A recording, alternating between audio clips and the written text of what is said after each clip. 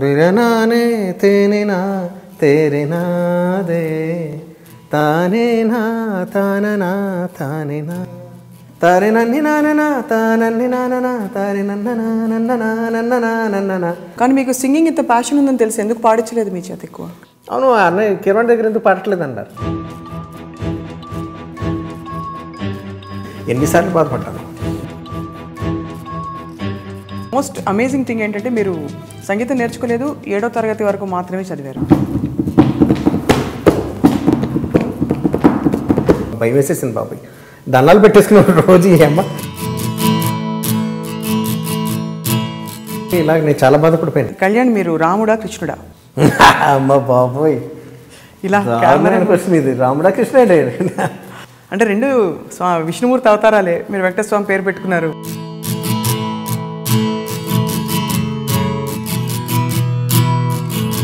మీ గురించి ఒక సీక్రెట్ మాకు తెలుసు. మీరు ఇంగ్లీష్ ఇంత బాగా ఎందుకు నేర్చుకున్నారంటే డిక్షనరీ బాత్రూంలోకి తీసుకెళ్లేవారు, గంటలు గంటలు పెట్టు కూర్చునేవారు. ఇప్పుడు ఎక్కడేం చెప్తాను మతలేదంటే కట్ చేసిన తర్వాత ఇది కూడా వేస్తారు మా వాళ్ళైతే. ఇది కూడా వేస్తారా? ఎందుకు మొగుడు సినిమా నాకు గుర్తుంది ఆ టైము. ఎందుకు మొగుడికి మొగుడుగా ఎవరు తయారయ్యారు? ప్రతి ఒక్కరికి మొగుడు వంశీయే. అవునా? బట్ చాలా సక్సెస్లో ఉన్నప్పుడు అందరూ పలకరిస్తారు, అందరూ బాగా చూస్తారు, లేకపోతే ఎవరు పట్టించుకోరు అలాంటి ఇండస్ట్రీ ఇది అని అన్నారు. ఇప్పుడు నాగార్జున గారి సినిమాల నుంచి నేను బయటకు వచ్చేసానంటే రేపు మహేష్ బాబు గారు నాకు ఇవ్వడం ఆ పాట, ఆ రోజు ఆయన నా అవార్డు అంటే పాట పాడించారంటే మ్యూజిక్ డైరెక్టర్ని మంచి చేసుకోవాలి, especially female singers, chorus singers చాలా రకరకాల వేటుకు గురవుతూ ఉంటారు. బట్ ఇందులో వాస్తవం ఉందా? సో అవన్నీ చాలా మనసును చంపేసుకుని, అభిమానాన్ని చంపేసుకుని అటువంటి దారిలోంచి ఒకళ్ళు ఎవరన్నా వస్తే కనుక ఐ అప్రిషియేట్ దమ్. ఇలస్ట్రస్ ఫ్యామిలీ మీది. ఒక పక్క రాజమౌళి గారు, కీరవాణి గారు, ఆఫ్ కోర్స్ ఆయనకి ఇంకా చాలా ఉన్నాయి. ఎప్పుడైనా కంపారిజన్ వస్తుందా కళ్యాణ్? సహజం కదా అన్నదమ్ముల మధ్య. ఎక్కువ సక్సెస్ చూద్దాం అనుకునే వాళ్ళు, ఎక్కువ సినిమా చేద్దాం అని అనుకునే వాళ్ళకి. అవును, ఒక టైంలో చాలా రూపాయి కోసం కూడా ఒక్క రూపాయి చేతిలో లేక ఇబ్బంది పడే సందర్భం. రూపాయి కావాలి, ఆ రూపాయి ఇప్పుడు నాకు ఎలా వస్తుంది? 2 గంటలు కూర్చున్నాను నేను. ఈ పెన్ ఇస్తాను, నాకు రూపాయి ఎవరా అని అడిగాను. కాదు, వినే నాకే ఇలా ఉంది, మీకు బాధ ఇదా?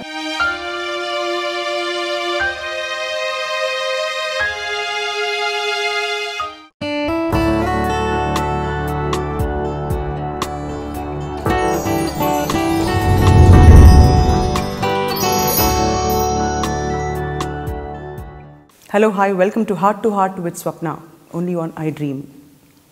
తను చదివింది 7వ తరగతి మాత్రమే అయినా కూడా 7 స్వరాలతో దోస్తి చేశారు కాబట్టి సంగీతం వైపు ప్రయాణం మొదలుపెట్టి ఆ తర్వాత ఎన్నో ఎత్తుపొలాలు చూసిన తర్వాత కొంచెం లేటుగా సంగీత దర్శకులుగా సెటిల్ అయ్యారు. నిజానికి ఇండస్ట్రీకి ఆయన వచ్చింది సింగర్ అవుదామని చెప్పి. చిన్న వయసులోనే బహుశా ఎవరు తక్కువ మంది చూసే కష్టాలను చూశారు, ఆర్థికపరమైన కష్టాలు, గమ్యం లక్ష్యం లేని ఒక డైరెక్షన్లెస్ ఫేజ్ కొంతకాలం. కానీ వాటన్నిటినీ దాటుకుంటూ వచ్చినా కూడా గొప్ప విషయం ఏంటంటే ఆయన పాటల్లో మనసులోంచి వచ్చే మెలడీ మాత్రం ఎక్కడా కూడా దెబ్బతినలేదు. అందుకనే మనసంతా మేఘమై తేలిపోయే పాటలు ఇచ్చారనమాట. అండ్ మోస్ట్ రీసెంట్లీ జో అచ్యుతానందలో ఒకలాలనా అని కళ్యాణి రాగంలో ఆయన చేసిన పాట తర్వాత ఆయన నామసార్థకులయ్యారు. ఆయనే ప్రపంచానికి కళ్యాణి మాలిక్గా తెలుసు. Kalyan Koduri alias Koduri Kalyan alias Sriramana. So Kalyan Ramana garu, Sriramana గారు, కళ్యాణ్ కోడూరి తన ప్రయాణంలో ఏం నేర్చుకున్నారు, జీవితంలో ఏం చూశారు, ఇవాల్టి హార్ట్ టు హార్ట్లో. Kalyan, welcome to I dream. Thank you.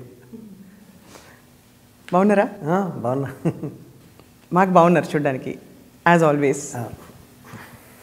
So ఈ మధ్య especially I really want to say this, మనం ఇంటర్వ్యూ మొదలుపెట్టేలోపు చాలా చాలా చాలా చాలా బాగుంటున్నాయి పాటలు. అంటే ఇదివరకు బాలేవా అని కాదు, నిజంగా చాలా బాగుంటున్నాయి. ఎలా అనిపిస్తుంది? ఎక్కడి నుంచి వస్తున్నాయి? ఎక్కడి నుంచా ఏమో, అది ఎక్కడి నుంచి అంటే అదేం ప్రశ్న అసలు మొత్తం. ఎవరైనా స్పెషల్ స్ఫూర్తి కనిపించారా లైఫ్లో కానీ? అంటే అది వ్యక్తి అయి ఉండొచ్చు, శక్తి అయి ఉండొచ్చు, శక్తి అయి ఉండొచ్చు, ఏదైనా ఉండొచ్చు. ఏదైనా ఉండొచ్చా?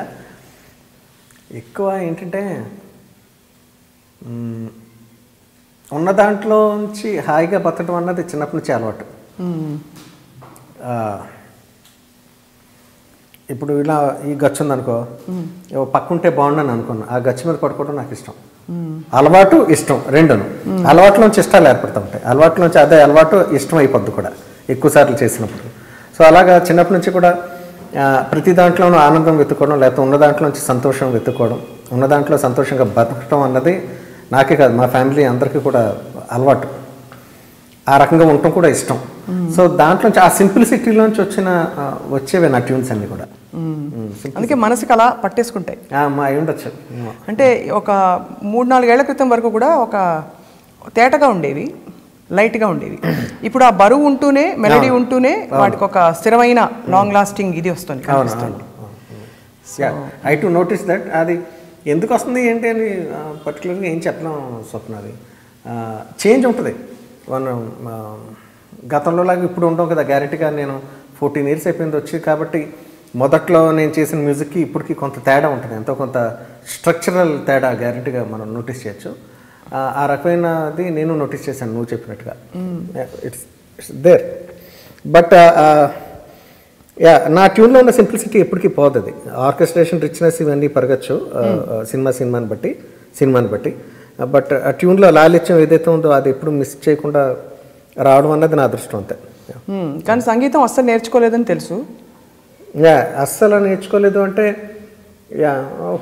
ఒక 1% వినికిడి జ్ఞానం, 1 or 2, 5 to 10% వినికిడి జ్ఞానం ఉంది నాకు. విన్నది ఆకలింపు చేసుకోవడం, మంచివి వినడం వల్ల నేను అదృష్టవంతుని అయ్యాను. 70s ఆర్డి బర్మన్ సంగీతం కానీ, ఇళయరాజా గారి సంగీతం అప్పుడు బాగా పీక్స్లో ఉన్న రోజులు అవన్నీ సంవత్సరాలు. అప్పుడు పుట్టినందుకు గాను ఆ పాటలు వినడం ఎక్కువ అలవాటైంది. సో అదంతా నా అదృష్టంనే అనుకుంటాను. అవన్నీ కూడా మంచి సంగీతం ఎలా ఉంటుంది, ఎలా ఉంటే మంచి సంగీతం అంటారు అన్నది నాకు అర్థమైంది. That's how. సో అన్నయ్య కీరవాణి గారి ఇన్ఫ్లుయెన్స్ ఉందంటారా లేదంటారా, తర్వాత వచ్చిందా? పాటల్లో అయితే నా సంగీతంలో నా అన్నయ్య ఇన్ఫ్లుయెన్స్ ఏమి ఉండదు, కనపడదు. యాక్చువల్లీ అందుకే అడిగాను, బట్ నేను చెప్పకుండా ఉండదని అనుకుంటున్నాను. నేనే ఉండదు. అన్నయ్య అంటే చాలా ప్రాణం, ఇష్టం. అసలు నా లైఫ్ టర్న్ అయింది అన్నయ్య దగ్గర. ఓంటే డమ్ రాని నన్ను తన కంపోజింగ్ అసిస్టెంట్గా పెట్టుకోవడం అన్నది నాకు చాలా జీవితంలో పెద్ద మిరాకిల్. అది పెద్ద giant leap in my life. Giant leap.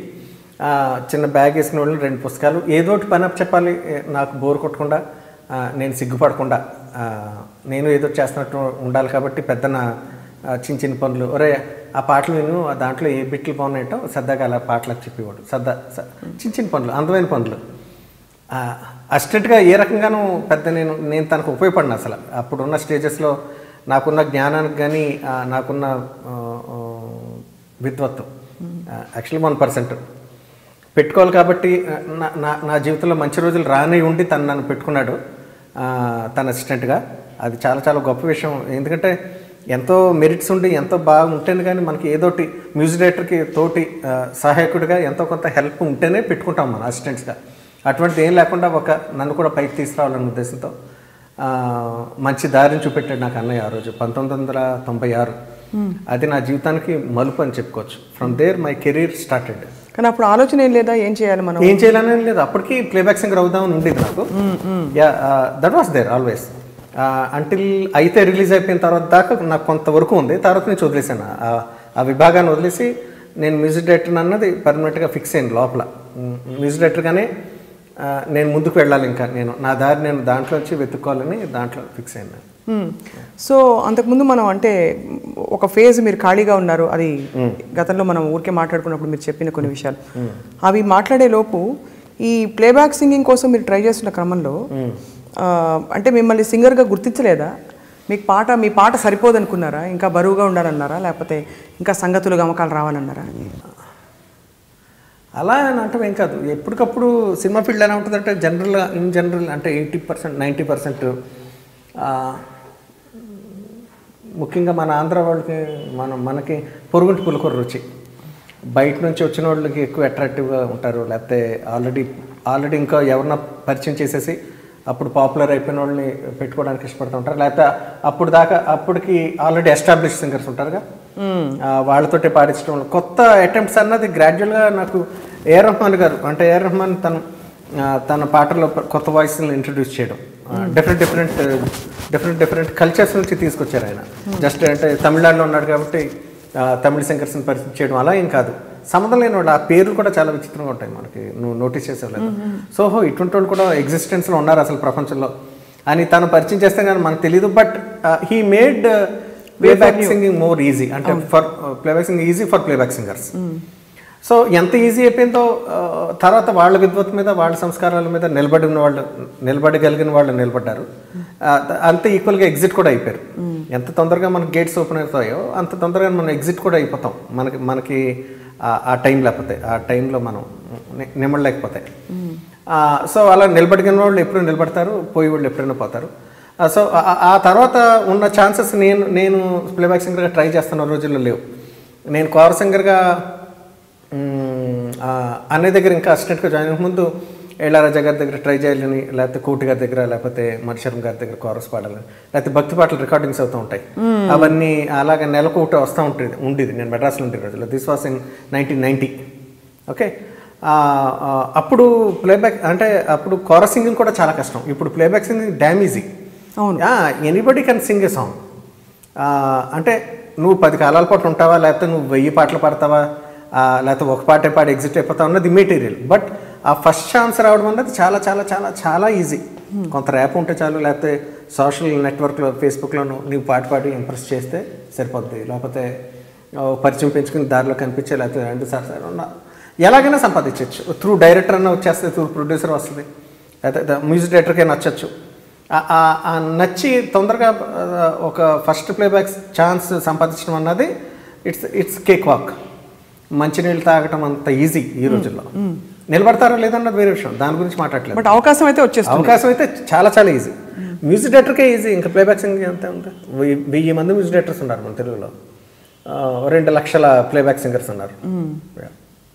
So అప్పట్లో అంటే మరి మీరు వెళ్ళి వినిపించేవారా కోరస్ ట్రై చేసుకోవడం? అంటే నేను ట్రై చేసినంత కూడా కోరస్ సింగింగ్, ప్లేబ్యాక్ సింగింగ్. ఉదాహరణకి నేను మ్యూజిక్ డైరెక్టర్ అనుకోండి, నేను అప్రోచ్ అవ్వడం కూడా మ్యూజిక్ డైరెక్టర్ పేరు ఎందుకులే. నేను ఒకసారి ఇక్కడ విజయ గార్డెన్స్కి వెళ్ళాను, మెడ్రాస్. అక్కడ ఆ రోజు వాన పడిపోతుంది భయంకరంగా.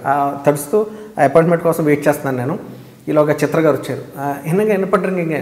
అప్పుడు నేను అన్నయ్య తమ్ముడుగా తెలుసు, సిగ్గుపడి నేను అదేం లేదంటే ఏదో వేల అంటే పని మీద వచ్చాను నేను ఇక్కడికి అంటే, సరిగా బాయ్ చెప్పేసి వెళ్ళిపోయారు ఆవిడ.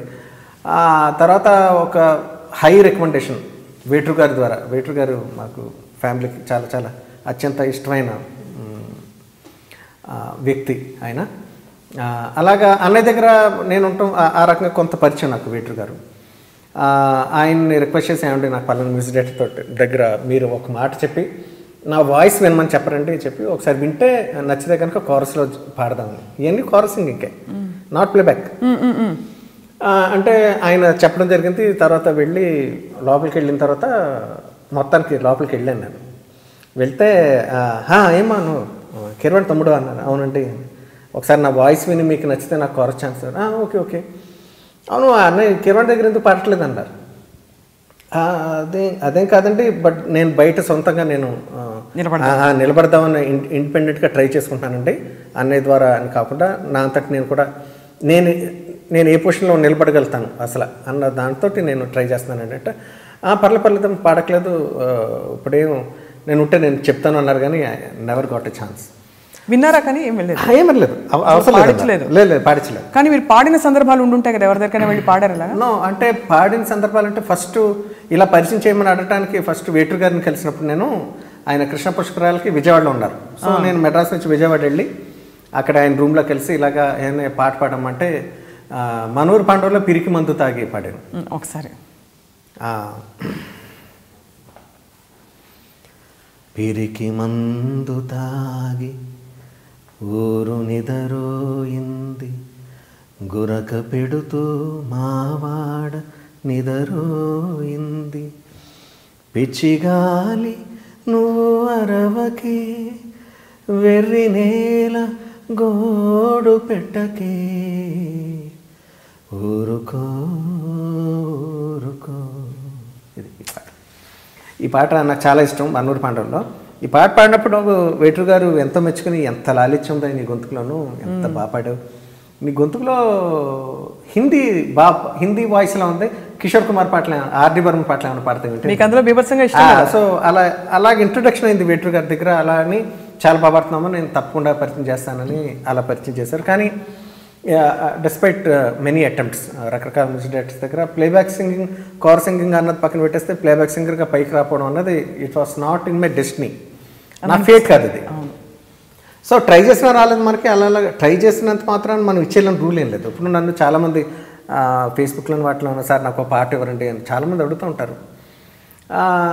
అడిగిన వాళ్ళందరికీ మనకి ఒక్కోసారి కొన్ని కారణాల వల్ల మనం ఇవ్వలేం, ఒక్కోసారి మన దాకా రీచ్ అవుతుంది, ఇవ్వలేం.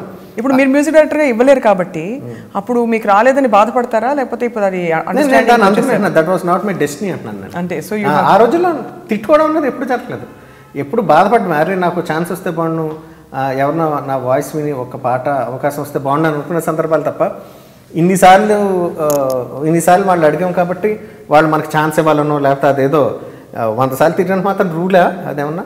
అప్పుడు ప్రతి ఒక్కరు 100 సార్లు తిరుగుతారుగా, అదేం కాదు. It has to be return, అంటే it has to be, you have to be, అంటే నీకు అది రాసిపెట్టి ఉండాలి ఏదైనా జరగాలంటే. ప్రయత్నం చేసినంత మాత్రాన జరిగిపోద్దంటే కొంతమందికి జరగచ్చు. జరిగిన వాళ్ళు నేను ప్రయత్నించాను కాబట్టి జరిగిందంటారు, జరిగిన వాళ్ళు నాకు టైం రాలేదు కాబట్టి జరగలేదు అనుకుంటారు. అది ఎవరిని బ్లేమ్ గేమ్ ఏం కాదు ఇది. మనకు రాసిపెట్టుంటే గ్యారంటీగా వస్తుంది. బట్ ప్లేబ్యాక్ సింగర్గా నాకు రానివ్వలేదు, దేవుడు మన అది నుదురు రాయలేదు అని చెప్పి నాకు చాలా లేట్గా అర్థమైంది. నాకు ఎప్పుడుకో రకరకాలుగా ట్రై చేసి అది కష్టం. It went on like that. అలా ట్రయల్స్లో చాలా లైఫ్ వేస్ట్ అయిపోయింది అలాగే. సో అందుకనే నేను నోటీస్ చేస్తే నా సినిమాలో పెద్ద ప్లేబ్యాక్ సింగర్స్తో పాడించే అవకాశం ఉన్నా సరే నేను చాలామందికి అప్కమింగ్ సింగర్స్ కానీ లేకపోతే న్యూ సింగర్స్ చాలాసార్లు నేను చాలా సినిమాలకి నేను పాడించిన. అంటే అది ఎక్కడో కనెక్ట్ వల్ల నేను జనరల్గా మనకు రాలేదు కాబట్టి మనం సాడిస్ట్లు అయిపోతూ ఉంటాం, మనం అవతలని ర్యాగింగ్ చేసేసి. అలా ర్యాగింగ్ అటువంటి అదృష్టవశాత్తు ఆ ర్యాగింగ్ లేకపోతే సాడిజం నాలో డెవలప్ అవ్వలేదు. చాలా లక్కీ నేను ఆ విషయంలో. ఐ ట్రై టు అండర్స్టాండ్, అంటే ఆ పెయిన్ యాగిని కొత్త ప్లేబ్యాక్ సింగర్స్ ట్రై చేసినప్పుడు ఆ ఛాన్స్ కోసం వాళ్ళు ఎంత బాగా వెయిట్ చేస్తుంటారు అని వాళ్ళ పాయింట్ ఆఫ్ నుంచి వెళ్ళి ఆలోచిస్తూ ఉంటాను నేను. అది నా ఆడియోకి ఎంత హెల్ప్ అవుతుంది, లేకపోతే వాళ్ళు తర్వాత పెద్దవాళ్ళు అయిపోతున్నారు, ఇవన్నీ ఆలోచించాను. అడిగేటు బాగుంది, నా వాయిస్ బాగుంది, ట్రైనింగ్ ఏముందో ఇవన్నీ నేనేం పట్టించుకోను, ఆ పాండిత్యం అంతా మనకు అనవసరం, నా పాట బాగా పాడిస్తే ఆ రోజు చాలు. సో అలాగే నేను చాలామందికి నేను ఇచ్చాను. సో ఇవాళ ఇక్కడ I mean most amazing thing ఏంటంటే మీరు సంగీతం నేర్చుకోలేదు, 7వ తరగతి వరకు మాత్రమే చదివారు. ఆ తర్వాత ఇంటి నుంచి పారిపోయారు కదా. లాంగ్ బ్యాక్ 1986 అక్టోబర్ 26 కొవ్వూరు నుంచి మైసూర్ పారిపోయి. దట్ 13 years అండి నాకు. అప్పుడు ఏదో చేయాలి, ఏదో సాధించాలి, లేకపోతే సొంతగా బిజినెస్ ఏదో దాంట్లో వ్యాపారం, ఏదో డబ్బులు సంపాదించాలని. ఎవరైనా ఎత్తుకుపోయి ఉంటే అప్పుడు అవ్వలేదు కాబట్టి అదృష్టం అంతే. ఇవన్నీ చాలా అలా జరగలేదు కాబట్టి ఇవన్నీ మాట్లాడుకోవడానికి బాగానే ఉంటాయి, కొంచెం థ్రిల్లింగ్గా ఉంటాయి. కానీ ఆ రోజుల్లో నేను చేసిందంతా కూడా స్టూపిడ్, అవుట్ ఆఫ్ స్టూపిడిటీ అవన్నీ. నేను సినిమా ఫీల్డ్లో సింగర్ అవుదామని లేకపోతే ఈ ప్రయత్నాల్లో నేను చదువుకోలేదని బాధపడిన క్షణాలు చాలా ఉన్నాయి. చదువుకుని ఉంటే బాగుండేని, చదువుకుంటే అమ్మ మాట వినుకుంటే ఇలా వచ్చేసానంటే అని ఎన్నిసార్లు బాధపడ్డాను. ఇదే హైదరాబాద్లో చాలాసార్లు బాధపడ్డాను నేను. ఈవెన్ 2002, 2003 ఆ ప్రాంతాల్లో కూడా నేను బాధపడ్డాను. చదువుకుని సెటిల్ అవ్వాల్సింది బాగా.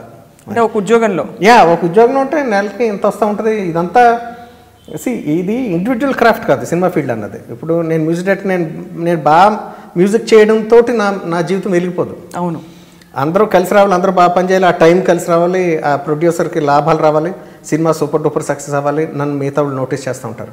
నేను బాగా చేసినట్టు మాత్రం నేను పైకి వెళ్ళిపోను. నాది ఇండివిజువల్ ఇండిపెండెంట్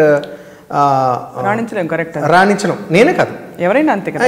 ఈ సినిమా ఫీల్డ్లో ఉన్న వాళ్ళు ఎవరైనా సరే ఇండిపెండెంట్గా రాణించలేరు. అందరూ ఆ సినిమా హిట్ అయినప్పుడు అలాగా. సో అంత కేవలం అంత టైం మీద ఆధారపడింది. అది లక్ అని అంటూ ఉంటాం జనరల్గా, ఎవరి టెర్మినాలజీ వాళ్ళది. సో లక్ మీద ఎక్కువ ఆధారపడిపోయిన జీవితం ఇది. చదువుకున్నాం అనుకో, హాయిగా విద్య ఉంటుంది, మొనాటనెస్గా ఉండొచ్చు, వెళ్తాం మనం అదేదో పని చేసుకుని వస్తాం, నెలకి 50,000 లక్ష రూపాయలు సంపాదించుకోవచ్చు. But there is so much of security in that. There is no novelty, అంటే నోవల్గా ప్రతిరోజు కొత్తగా ఈరోజు కొత్త సాంగ్ ఎలా కంపోజ్ చేద్దామని అన్నంత థ్రిల్గా గ్యారంటీగా అది ఉండదు. కానీ అట్లీస్ట్ ఒక భరోసా ఉంటుంది. భరోసా ఉంటుంది లైఫ్లో. ఇప్పుడు నా లైఫ్ భరోసా లేదు. ఇప్పుడు ఇబ్బందా? ఇబ్బంది అంటే సారీ అడగకూడదు. ఇబ్బంది అంటే I'm very better of compare to my earlier life.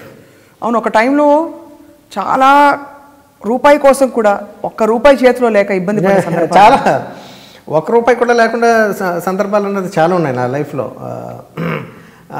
Madras నుండి రోజుల్లో ఏమి లేకపోయినా సరే ఉట్టినే ఎవరన్నా అడుక్కునే వాళ్ళు గబుక్కున అంటే చేతిలోంచి ఎంత ఉన్నాయో తెలియకుండా గబుక్కు నా దగ్గర ఉన్న చిన్న చిన్ని అమౌంట్స్ తోటి అమౌంట్స్ ఏమన్నా ఉంటే దానం చేసేయడం నాకు చిన్నప్పటి నుంచి బాగా ఎక్కువ అది పిచ్చి. ఒకసారి ఒక ఇన్సిడెంట్ నేను చెప్తాను, ఫన్నీ ఇన్సిడెంట్. 1986-85 ఆ ప్రాంతాల్లో చెన్నైలో ఉండేవాళ్ళు, సాలిగ్రామంలో.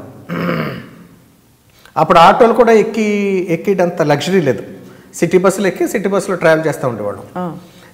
అటువంటి ఒకనొక టైంలో నేను ట్రైన్కి టికెట్స్ తీయవలసి వచ్చింది మా ఇంట్లో. Okay, so I went Madras సెంట్రల్కి వెళ్ళాను. అక్కడ రిజర్వేషన్ కాంప్లెక్స్ ఉంటుంది. సో ఆ రిజర్వేషన్ కాంప్లెక్స్కి వెళ్ళే దారిలో నాకు ఒక ముష్టి అతను కనిపించాడు. పాపం అతనికి 2 చేతులు లేవు. అది చూసి వెంటనే జాలి పడిపోయాను. ఇప్పటికీ ఉంది కానీ రెసిస్ట్ చేసుకుంటూ ఉంటాను నేను. బోర్ కొట్టేసింది, డబ్బులు ఇచ్చి బోర్ కొట్టింది నాకు ఇప్పుడు లైఫ్. అప్పుడు గబుకుని నా జేబులో నాకు ఎక్స్ట్రాగా కొంత ఉన్న డబ్బుని తీసి అతనికి ఇచ్చేసాను. కానీ ఏమైనా ఫుడ్ పెట్టవలసింది నేను, 2 చేతులు లేవు కదా, ఆ డబ్బులు ఏం చేసుకుంటాడని బాధపడుతూనే వెళ్ళి క్యూలో నుంచున్నాను. పెద్ద క్యూలు ఆ రోజుల్లో. ఇప్పుడులాగా మనకి నెట్వర్క్స్ ఇలా లేవు, లాంగ్ బ్యాక్ నేను చెప్తుంటాను, 86. వెళ్ళిపోయిన అది లైన్లో నుంచున్నా. నా క్యూ చచ్చి 2 గంటలు నుంచుంటే నా వంతు వచ్చింది. టికెట్స్ అంతా బుక్ చేసేసిన తర్వాత బుక్ చేసేస్తే కనుక నా దగ్గర డబ్బులు మిగలవు ఇంటికి తిరిగి వెళ్ళడానికి. ఐ వాస్ లెఫ్ట్ విత్ 25 పైసా. ఇంటికి టికెట్ సాలిగ్రామం వెళ్ళాలంటే మెడ్రాస్ సెంటర్ నుంచి ₹1 టికెట్. నేను అలా అని చెప్పి ఒక టికెట్ ఆఫ్ చేశానంటే ఇంట్లో తిడతారు, ఎందుకు పూర్తి టికెట్లు తీయకుండా ఎందుకు వచ్చామని అంటారని చెప్పి టికెట్లు తీసేసి బస్ స్టాండ్కి వచ్చాను. జస్ట్ సెంట్రల్కి ఆపోజిట్. పావలా ఉంది, ₹1 కావాలి, నాకు ₹1 కావాలి. ఆ ₹1 ఇప్పుడు నాకు ఎలా వస్తుంది? 2 గంటలు కూర్చున్నాను నేను బస్ స్టాండ్లో. ఎవరిని అడుగుదాం? ₹1 అడగటం అంటే అడగటం అని నేను ఇప్పుడు అంటున్నాను. ఇట్స్ యాక్చువల్లీ లిటరల్ మీనింగ్లో అడుక్కోవడం, బెగ్గింగ్. అది ఎవరినో సెలెక్ట్ చేసుకునేవాడు కొంచెం హాయిగా అని. దగ్గరికి వెళ్ళేసరికి అతను బస్సు వచ్చేది, ఎక్కేసి వెళ్ళిపోయేవాడు. అలా 2 గంటలు కూర్చున్నాను నేను సిగ్గుతోటి.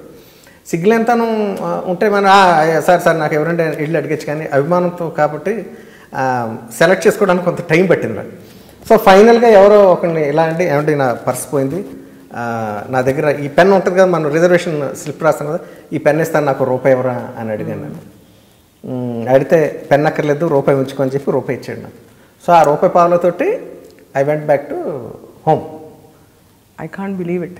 సో ఇప్పుడు అది చేసింది ఏదో గొప్పతనమైన కాదు, ఏం కాదు, కానీ ఉమా అంటూ ఉంటుంది ఇప్పుడు నాకు, అంత దానం చేసేసావు, అంత మళ్ళీ నువ్వే అడుక్కోవాల్సి వచ్చింది, ఇంకా డబ్బు పట్ల నీకు కేర్ లేకపోతే ఎలాగ ఎప్పుడు మనం చేస్తామని చెప్పి. కాదు, వినే నాకే ఇలా ఉంది, మీకు బాధ ఇదా కళ్యాణ్? అదేం లేదు. అది అంటే అది అక్కడ ఇట్స్ నాట్ అబౌట్ మనం ఈ పరిస్థితికి వచ్చామని కాదు, it's about humiliation of having to ask. అందులో ఒక మంచి కుటుంబం నుంచి వచ్చి ఇంట్లో అసలు ఒకడిని వెళ్ళి అడగడం అంటే. అవునవును, చాలా అంటే నాకు నేను చూసుకుని ఇవ్వాల్సిందిలే అంటే కౌంట్ చేసుకుని వేసి మనస్తత్వం కాదు నాది. గబుక్కుని ఏముంటే అది తీసి ఇచ్చేయడం లాంటిది అది ఇప్పటికీ ఉంది నాకు. ఇప్పటికీ ఉమా చాలాసార్లు తిడుతూ ఉంటుంది, గబుక్కుని మాటలు ఇచ్చేద్దు, మనకే ఏం లేదు, నువ్వే ఏం సెటిల్ అవ్వలేదు లైఫ్లో అంటూ ఉంటుంది, వారిస్తూ ఉంటుంది అని చెప్పి. ఇప్పటికీ కొంత 50-70% మారింది నేను. నా లైఫ్ని సెటిల్ చేసుకోవాలంటే I'm not a bachelor anymore. I have somebody who is అంటే నా మీద ఆధారపడిన వాళ్ళు ఉన్నారు, నేను ప్రేమగా చూసుకోవాల్సిన వాళ్ళు ఉన్నారు, నా భార్య నా బాబు ఉన్నారు. So I have to earn money, do something properly, అంటే ప్రాపర్గా ఆలోచించాలి, పక్కగా ప్రాక్టికల్గా ఉండాలి లైఫ్లో అని చెప్పి నెమ్మదిగా కాలాంతరంలో మార్పులు వస్తూ ఉన్నాయి నా మైండ్ సెట్స్లో. బట్ ఆనెస్ట్గా చెప్పనా, ఎప్పుడు నేను మీతో మాట్లాడిన ఇంటరాక్ట్ అయినా, ఇది not for camera, this is really I'm saying this, ఆ కళ్ళల్లో ఆ చిన్న పిల్లవాడు ఎప్పుడు కనిపిస్తుంటాడు. అంటే ఆ స్టేజ్లో ఏం చేయాలో తోచక ఒక లాస్ట్ లిటిల్ బాయ్ అంటారే, that keeps coming up on your face all the time. So ఆ జర్నీలో ఇప్పుడు అదండి రకరకాల ఈ ప్లేబ్యాక్ సింగింగ్ అన్న జర్నీ చాలా పెద్ద హెల్ అది పెద్ద అది తలుచుకోబుద్ది ఇది అసలు. ఇప్పుడు అదంతా పోయింది, నేను మ్యూజిక్ డైరెక్టర్ అయిపోయాను. I mean A position to introduce new singers. నేను ఒకప్పుడు ఏదైతే ప్లేబ్యాక్ సింగర్ అవుదాం అనుకున్నానో అదే ప్లేబ్యాక్ సింగర్స్కి చాలా ఛాన్స్ ఇచ్చాను నేను అన్నది కొంచెం ఎక్కువ హాయిగా ఉంటుంది తలుచుకోవడానికి. దేవుడు నాకు ఉన్నదానికన్నా బెటర్ పొజిషన్ ఇచ్చాడు కదా, చాలా బాగుంటుంది కదా. ఐఎమ్ వెరీ హ్యాపీ అన్నది. చాలా ప్రాక్టికల్ విజ్డమ్ ఉంది కళ్యాణ్ మీలో. ఇప్పుడు మీరు మీతో మాట్లాడినా ఇప్పుడు ఒక ఆఫ్ బీట్ క్వశ్చన్. యాక్చువల్గా మీ పేరు ఏమిటి? నేను చెప్తాను ఒక 5-6 ఆప్షన్స్. కళ్యాణ్ కోడూరి, కోడూరి కళ్యాణ్, కళ్యాణి మాలిక్, శ్రీ కళ్యాణ రమణ, ఇంకేమైనా ఉన్నాయా? సరే నిజం చెప్తాను. కళ్యాణి మాలిక్ అసలు ఎక్కడి నుంచి వచ్చింది? అంటే దాని డీప్గా నేను ఎగ్జాక్ట్గా దాని నిజం నేను చెప్పలేను, కానీ ఎలా వచ్చింది అన్నది, ఎందుకు వచ్చింది అన్నది చెప్పలేను. అంటే తెలియక చెప్పదలుచుకోవట్లేదా? తెలుసు కానీ ఎందుకు పెట్టుకున్నాను అన్నది చెప్పను. పుట్టినప్పుడు మా అమ్మ నాన్నగారు, మా అందరికీ ఇంట్లో పేరు పెట్టింది మా చిన్నాన్నగారు. యాక్చువల్లీ మా నాన్నగారు కాదు, అంటే శ్రీలేఖ వాళ్ళ నాన్నగారు. ఇప్పుడు ఆయన లేరు. నాకు చిన్నప్పుడు పేరు పెట్టింది కళ్యాణ రమణ. అది ప్రాపర్ నేమ్. భలే ఉంది. 2099లో నేను స్క్రీన్కి అంటే అడాప్ట్ చేసుకున్నప్పుడు ఒకనొక పర్టికులర్ పర్సనల్ రీజన్ వల్ల కళ్యాణ రమణ వద్దనుకుని కళ్యాణ్ మాలిక్గా నేను ఇంట్లో కళ్యాణ రమణ అయినా సరే కళ్యాణ రమణ అని పిలిచిన దాఖలాలు లేవు ఎప్పుడు కూడా. కళ్యాణి అని పిలిచేవారు. ఇప్పుడు అమ్మాళ్ళు పెద్దన అన్నయ్య వాళ్ళంతా కూడా నన్ను కళ్యాణి అనే పిలుస్తారు. సో ఆ పేరు నాకు అది ఫెమినైన్ పేరు అని చెప్పి నాకు మైండ్లో రిజిస్టర్ అవ్వలేదు ఈరోజు. అది అమ్మాయి పేరు అని లేకపోతే ఇదని. కళ్యాణి అంటే అది నా పేరు. సో ఆ పేరుని ఉండించుకుంటూ రమణ అని లేకుండా మాలిక్ అని మల్లికార్జున స్వామి పేరుని అటాచ్ చేసుకుని నేను సినిమా ఫీల్డ్కి ఎంటర్ అవ్వడం జరిగింది. And due to some other fact అంటే రీజన్స్ వల్ల నేను ఎందుకైతే మార్చుకున్నానో దాంట్లో ఇంకా అర్థం లేదు అని చెప్పి ఒకనొక సిచ్యువేషన్లో ఒకనొక కారణం వల్ల తిరిగి నేను వెనక్కి వచ్చేద్దాం అనుకున్నాను. అప్పుడు కళ్యాణ రమణగా వచ్చేయాలి యాక్చువల్గా, అంతకుముందు ఆ తర్వాత నుంచి కళ్యాణ రమణగా వచ్చేసి ఉంటే బాగుండేది. బట్ ఇంకా ఆ మీమాంసలో నేను కొంచెం తెలియక కొన్ని కళ్యాణ్ కోడూరు అని ఇలాగ వచ్చు నెమ్మదిగా ఫైనల్గా కళ్యాణ రమణగా సెటిల్ అయింది. సో ఫైనల్లీ ఇప్పుడు లేటెస్ట్గా కళ్యాణ రమణ. లేటెస్ట్ కాదు, ఫర్ ఎవర్ కళ్యాణ రమణుడు వెంకటేశ్వర స్వామి. ఇప్పుడు నేను కొన్ని కాంట్రవర్షియల్ క్వశ్చన్ అడగచ్చా కళ్యాణ్? సో కళ్యాణ్ మీరు రాముడా కృష్ణుడా? అమ్మ బాబోయ్, ఇలా క్వశ్చన్ ఇది. రాముడా కృష్ణుడే అంటే రెండు విష్ణుమూర్తి అవతారాలే, మీరు వెంకటేశ్వర స్వామి పేరు పెట్టుకున్నారు.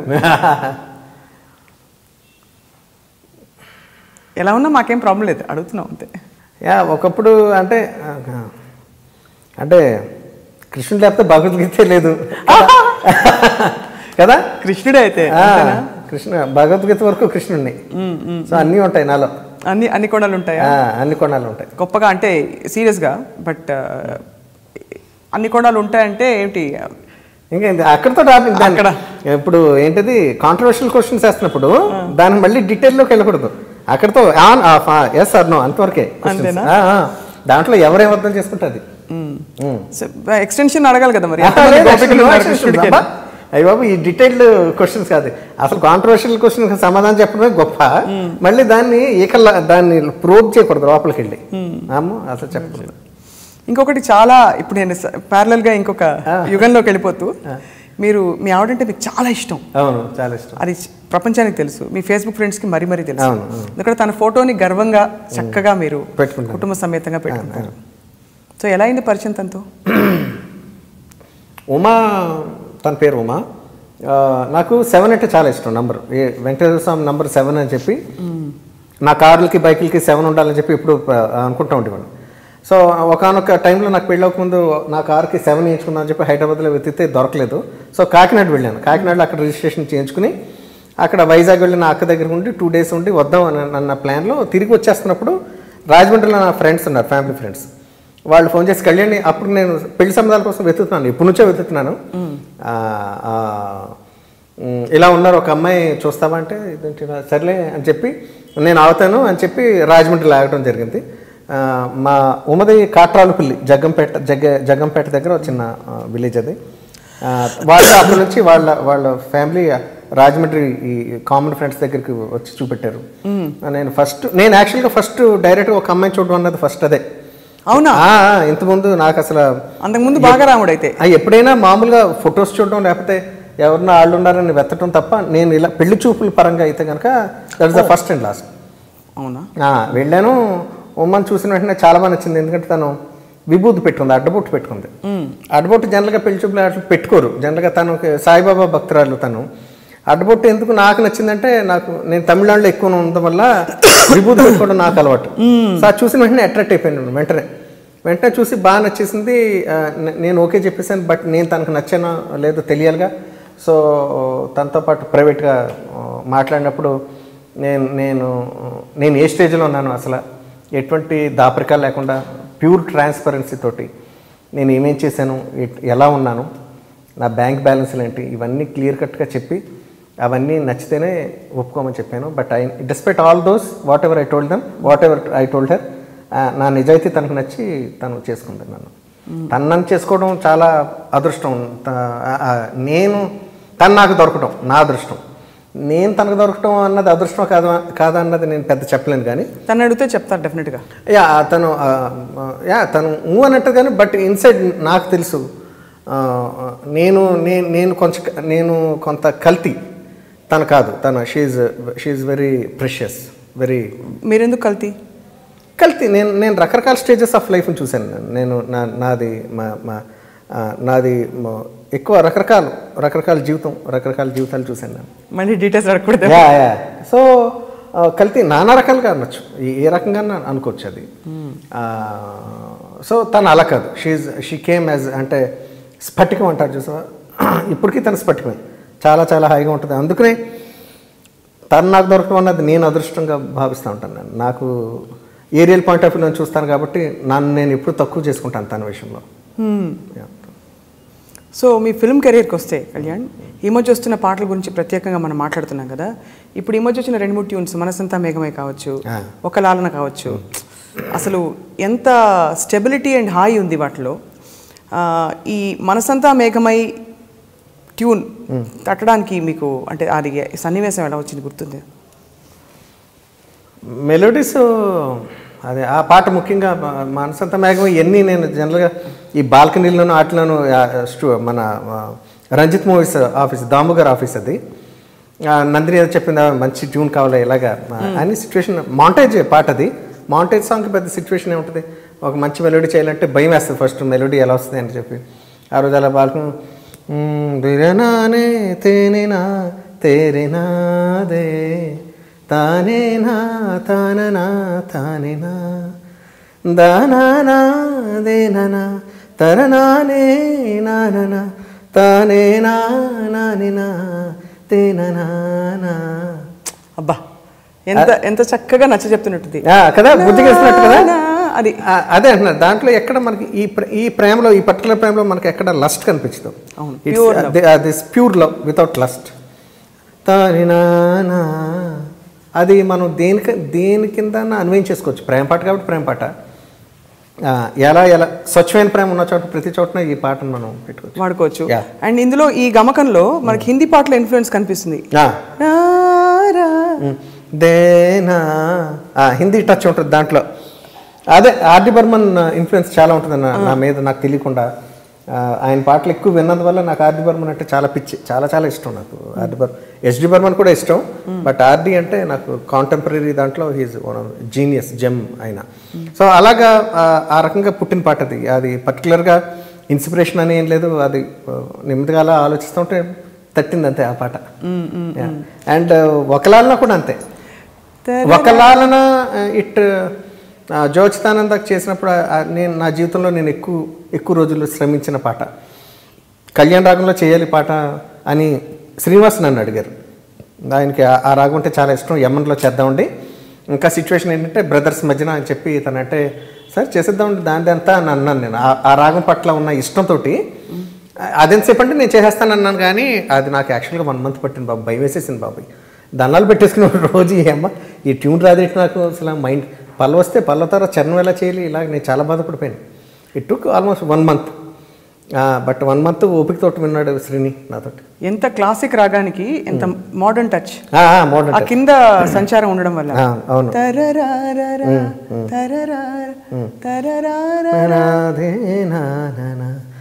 ఇంత ఇటువంటి సెమీ క్లాసికల్ ట్యూన్ చేసిన స్వప్న నేను ఇన్స్ట్రుమెంట్ వాడిని వెనకాల, ఇన్స్ట్రుమెంట్ని ఆధారం చేసుకుంటూ ఎలాగలాగా రాగాలని దృష్టిలో పెట్టుకుని అలా చేయను నేను.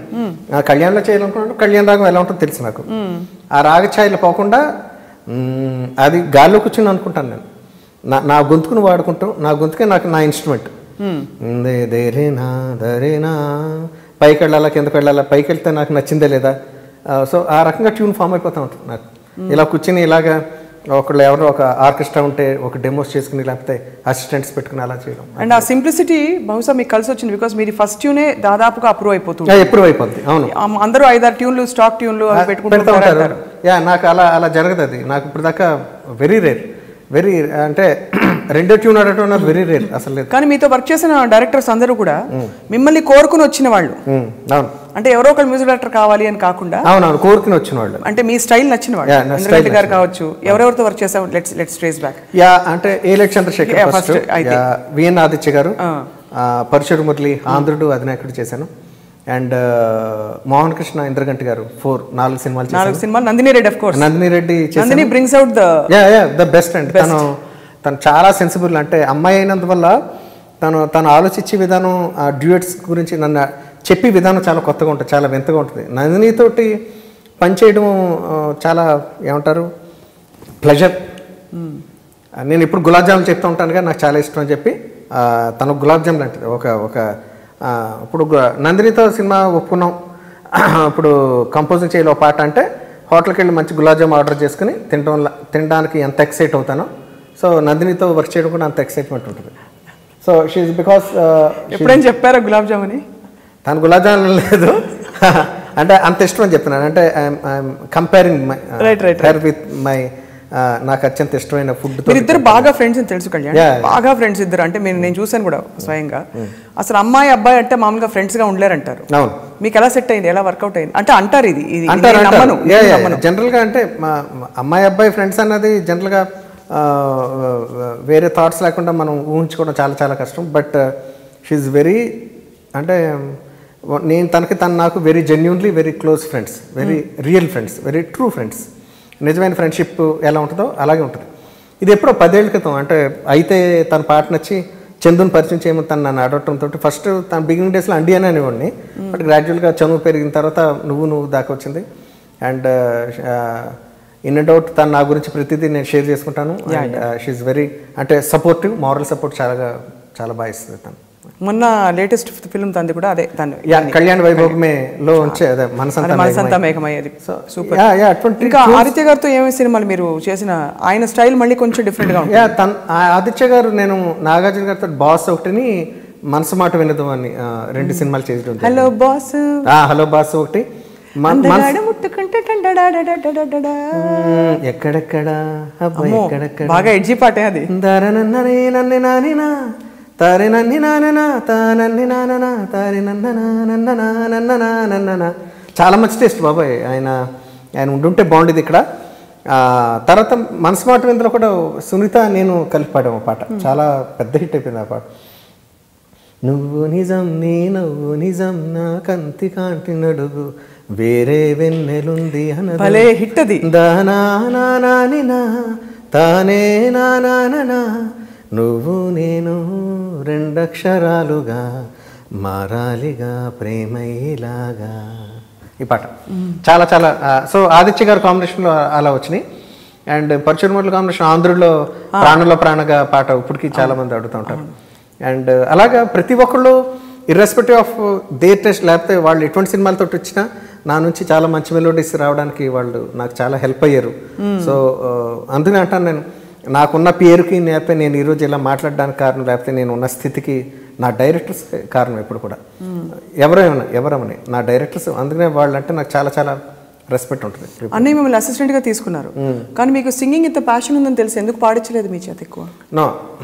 పాడించలేదు అంటే నేను ఏమాత్రం పాడినా, కొన్ని పాటలు పాడినా అవి తను పాడించినవే. నేను ఫస్ట్ ప్లేబ్యాక్ పాడింది యువరత్న సినిమాలో సన్నజాజి పువ్వ అన్న ఒక పాట అన్నయ్య మ్యూజిక్ డైరెక్షన్లో నుంచి వచ్చింది. అది అది ఫస్ట్ నా ప్లేబ్యాక్. బట్ ఏంటంటే తను స్వశక్తి మీద వచ్చినాడు అన్నయ్య. ఎవరి రికమెండేషన్లతోటి మ్యూజిక్ డైరెక్టర్ అవ్వలేదు, లేకపోతే విపరీతమైన పాండిత్యం, విపరీతమైన జ్ఞానం తనకి. Is ban music director. తను ఎలా వచ్చేవాడు, ఇప్పుడు అందరూ కార్లు కొనేసుకుంటున్నాం, ఇప్పుడు ఎరా మారిపోయింది. తను చక్రవర్తి గారి దగ్గర పనిచేసినప్పుడు అన్నయ్య సైకిల్ మీద వెళ్ళేవాడు. స్కూటర్ కూడా కాదు, సైకిల్ మీద వెళ్ళడం. మధ్యాహ్నాలు రాజమౌళి నేను క్యారేజెస్ తీసుకువెళ్ళి అన్నయ్యకి ఏవిఎం స్టూడియోస్ మెడ్రాస్లో, అక్కడికి వెళ్ళి తన భోజనం చేసిన తర్వాత ఆ క్యారేజ్ మళ్ళీ తీసుకొచ్చి ఇంటికి వచ్చేయడం. అది అదొక కొన్నాళ్ళ పాటు మాకు రొటీన్, అది రాజమౌళికి నాకు. సో అలాగా హీ కేమ్, అంటే ఎవ్రీ స్టెప్. ఈరోజు ఎంఎం కీరవాణిగా తనకున్న స్థాయి, తనకున్న కెపాసిటీ, 250 సినిమాలు పైగా చేశాడు ప్రతి లాంగ్వేజెస్లోనూ. ఈ స్థాయి తను అత్యంత లోయెస్ట్ మెట్టు దగ్గర నుంచి స్వయం కృషితోటి, అంటే దాంతో శక్తితోటి పైకి వచ్చాడు తను, ఇంకొకళ్ళ యొక్క హెల్ప్ లేకుండా. సో అలాగే తన తమ్ముళ్ళు, తన కుటుంబం కూడా పైకి రావాలన్న ఉద్దేశంతో ఫస్ట్ వదిలి మేము ఎంత నేర్చుకుంటాం బయటకు వెళ్తే, ఏంటి బయట ప్రపంచం ఎలా ఉంటుంది, ఇవన్నీ తెలియాలంటే మనంతటి మనం వెళ్ళి ట్రై చేస్తేనే జరుగుద్ది. లేకపోతే తను ఇచ్చేస్తే అయిపోద్ది, పని అయిపోద్ది, ఓ పాట ఇస్తే అయిపోద్ది. బట్ తర్వాత బయట నాకు పాటలు రాకపోతే, అంటే మీ ఓన్ లైట్లో మీరు షైన్ అవ్వాలి. నేను షైన్ అవ్వాలి, అది తన ఉద్దేశం. అందుకని నేను బయట ప్రయత్నించడానికి అదే కారణం. మీ గురించి ఒక సీక్రెట్ మాకు తెలుసు. మీరు ఇంగ్లీష్ ఇంత బాగా ఎందుకు నేర్చుకున్నారంటే డిక్షనరీ బాత్రూంలోకి తీసుకెళ్లేవారు, గంటలు పెట్టు కూర్చునేవారు. అవును. ఏం చేసేవారు? చదువుకోవడం. అంటే ఇంగ్లీష్ అంటే చాలా ఇష్టం మా ఇంట్లో వాళ్ళందరికీ. ఇప్పటికి కూడా పేపర్లు తీసుకెళ్ళిపోయి గంటలు రాము, మళ్ళీ వెనక్కి ఎవరొకళ్ళు తలుపు కొట్టాలి, గుర్తు చేయాలి. నాన్నగారికి ఇంగ్లీష్ అంటే చాలా ఇష్టం అండి. నాన్నగారు ఎప్పుడు టాక్ ఇన్ ఇంగ్లీష్ అని, స్పీక్ ఇన్ ఇంగ్లీష్ అని చెప్తూ ఉండేవారు. చిన్నప్పుడు ఆ బెరుకుతోటి మాట్లాడేవాళ్ళు కదా, ఎవరి మట్టుకాలు సైలెంట్గా ఉండి దూరంగా వెళ్ళిపోయాడు. నాన్నగారు ఎలా చెప్తూ ఉండేవారు అంటే, ఇంగ్లీష్ మాట్లాడేటప్పుడు సిగ్గుపడద్దు. ఫస్ట్ ఆఫ్ ఆల్ సిగ్గుపడితే భాష రాదు. Suppose give me that pillow అని ఉండదు, ఆ తలగడ ఇలా ఇవి అని అంటారు. తలగడిని పిల్లో అంటూ రాలేదనుకో, గివ్ మీ దట్ తలగడా అని మనవారు. గివ్ మీ దాకా అన్న మాట్లాడు కనీసం, తలగడా అని తర్వాత పిల్లో అని అనొచ్చు, తర్వాత నేర్చుకోవచ్చు, అది నెక్స్ట్ స్టెప్ అని. చాలా అలా నెమ్మదిగా చిన్నపిల్లలు చెప్పినట్టు అలాగా నెమ్మదిగా నేర్పడం. ఆ ఇంట్రెస్ట్లు పెరిగినాయి. తర్వాత ఇంగ్లీష్ సినిమాలు చూడడం, నావెల్స్ చదవడం, ఆస్ట్రిక్స్, ఆర్చీ కామిక్స్. మీ ఇంగ్లీష్ బాగుంటుంది, that's why you speak quite fluent. అంటే కొంత, అంటే మీరే అన్నారు కాబట్టి 7వ తరగతి తర్వాత ఏడు వరకు కూడా అదృష్టవశాత్తు కొవ్వూరులో చదువుకున్నాను, దీప్తి స్కూల్లో. అది ఇంగ్లీష్ కాన్వెంట్ అండి, క్రిస్టియన్ కాన్వెంట్. సో అక్కడ కంపల్సరీగా తెలుగు మాట్లాడితే ఫైన్ వేసేవారు, రూపాయి ఫైన్. అంటే అక్కడ ఏం నేర్చుకుని ఏం ఎలగబెట్టానో నాకైతే జ్ఞాపకం లేదు. బట్ ఇంగ్లీష్ మీద ఫ్లైయర్ లేకపోతే ఇష్టం బాగా పెరిగింది. ఆ రకంగా వచ్చింది ఇంగ్లీష్. ఇప్పుడు కూడా డిక్షనరీ తీసుకుని బాత్రూంలోకి వెళ్ళిపోతాను. ఇప్పటికీ మొన్న మా అబ్బాయి కూడా కొన్నాను, ఇంగ్లీష్ డిక్షనరీ ఒకటి కొన్నాను మొన్నే ల్యాండ్మార్క్కి వెళ్ళి. ఇప్పటికీ నేను అంటే తెలియని అన్ని ఇప్పుడు నెట్ ఉంది కాబట్టి సెల్ ఫోన్లో చెక్ చేస్తూ ఉంటాను, ఈ వొకాబులరీకి దీనికి అర్థం ఏంటి, నేను తర్వాత యూజ్ చేయాలా, ఎక్కడ ఎలా యూజ్ చేయాలి, దాన్ని ఎలా పక్కాగా. మీరు స్టార్ట్ అయినప్పటి నుంచి కళ్యాణ్ చాలా మంచి జర్నీ మీది, అప్స్ అండ్ డౌన్స్ చూశారు. కానీ ఎప్పుడు కూడా మీరు ఒక పెయిన్ కనిపిస్తూ ఉంటుంది మీలో, ఇంకా వీడలేదు అది మిమ్మల్ని. అంటే ఉదాహరణకి వుడ్ యు అగ్రీ? అంటే లిటిల్ బిట్, అంటే సక్సెస్లో ఉన్నప్పుడు ఎలా పలకరిస్తారు, ఇండస్ట్రీలో సర్వే అవ్వడం, వారి సందర్భాల్లో మీరు బస్ట్ అవుట్ అయ్యారు కూడా.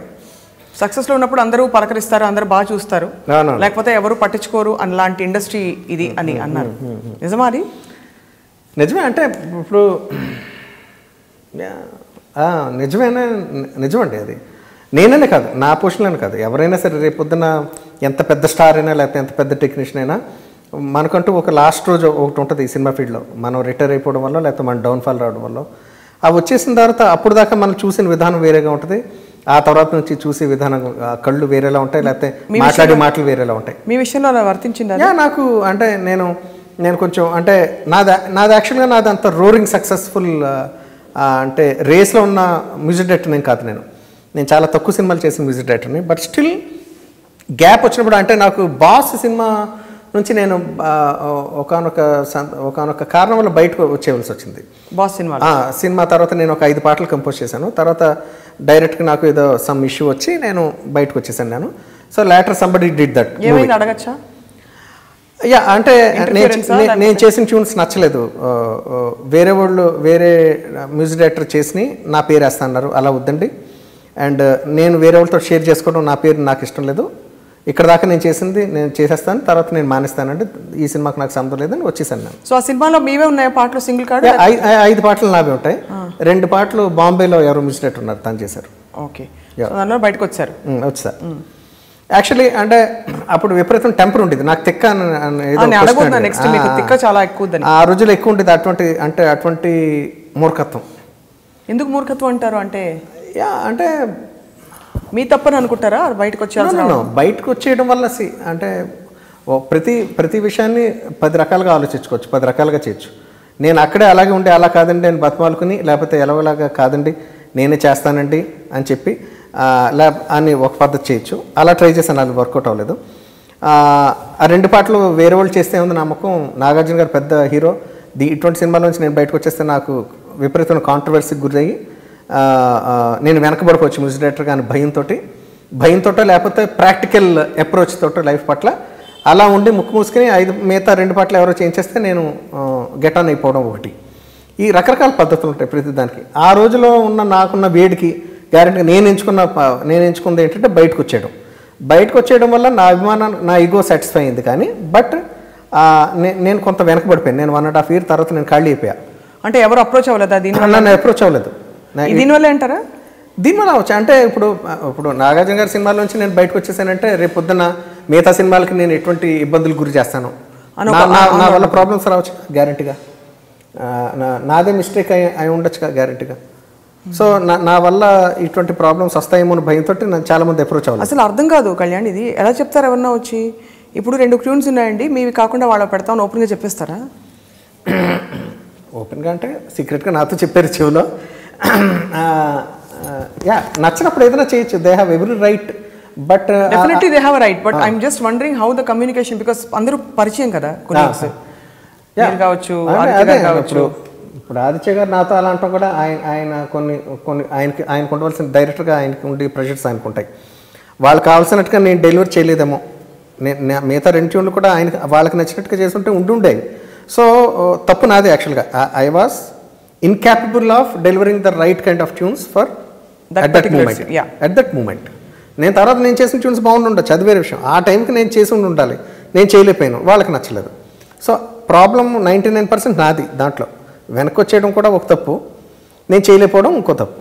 సో 2 నా డ్రాబ్యాక్స్. ఆ 2 మీరు చాలా బాబాయ్ ఎంత విజ్ఞత వచ్చేసింది ఏంటంటే మీరు చాలా మీకు తిక్కు ఉంటుందని మేము చాలా ఎక్స్పెక్ట్ చేసి తిక్కగా మీరు, ఎందుకంటే గతంలో చాలా ఇంటర్వ్యూస్లో నేను చూశాను మీకు ఏం చేయడం ఇష్టం ఖాళీ టైంలో అంటే పడుకుని దొరలడం ఇష్టం అని చెప్పారు ఒక న్యూస్ పేపర్ ఇంటర్వ్యూలు, గుర్తుందా? ఇప్పుడు అదే ఇష్టమా? ఇప్పటికీ అదే ఇష్టం యాక్చువల్గాను. పడుకుని దొరలడం అంటే దొరలడానికే కదా అందరూ శ్రమపడేది. అంటే డబ్బులు ఎందుకు సంపాదిస్తాం అంటే హాయిగా దొరలడానికి. దొరలడం అంటే నా భాషలో అలా మాట్లాడాను. ఎవరి ఫ్యాన్సీస్ వాళ్ళకు ఉంటాయి. నా ఫ్యాన్సీ ఏంటంటే ఇంట్లో హాయిగా స్పెండ్ చేయడం. ఇంట్లో డబ్బు లేకుండా ఇంట్లో ఎలా స్పెండ్ చేస్తాం గ్యారెంటీగా. అనుకుని డబ్బులు సంపాదించాలంటే సినిమాలు రావాలి కదా. సో సినిమాలు ఎందుకు చేస్తున్నానంటే ఇంట్లో పడ్డి దొరలడానికి. అది ఇప్పుడు బాగా బిజీ అయిపోయారు అయితే? Not that much, but I'm very happy. 2 films a year. Yeah, I am doing about 2 films a year. Yeah. కానీ ఆనందం ఏంటంటే మీరు ప్లేబ్యాక్ సింగర్ అవ్వదాం అనుకున్నారు. అలా కాకపోయినా మీ పాటలు మీరు కొన్ని మంచి పాటలు పాడారు. అవును, చక్కటి పాటలు. ఏం పాట అది? ఏ సందేహం లేదు. ఒకసారి పాడది, నాకు ఇష్టమైన పాట. నా కళ్ళల్లోకొచ్చి నీ కళ్ళాపి చల్లి ఓ ముక్కేసి వెళ్ళావే, నిమిషము నేల మీద నిలువని గాలిలాగా మది నిన్ను చేరుతోంది చిలక, తనకొక తోడులాగా వెనకని సాగుతోంది హృదయము రాసుకున్న లేఖ.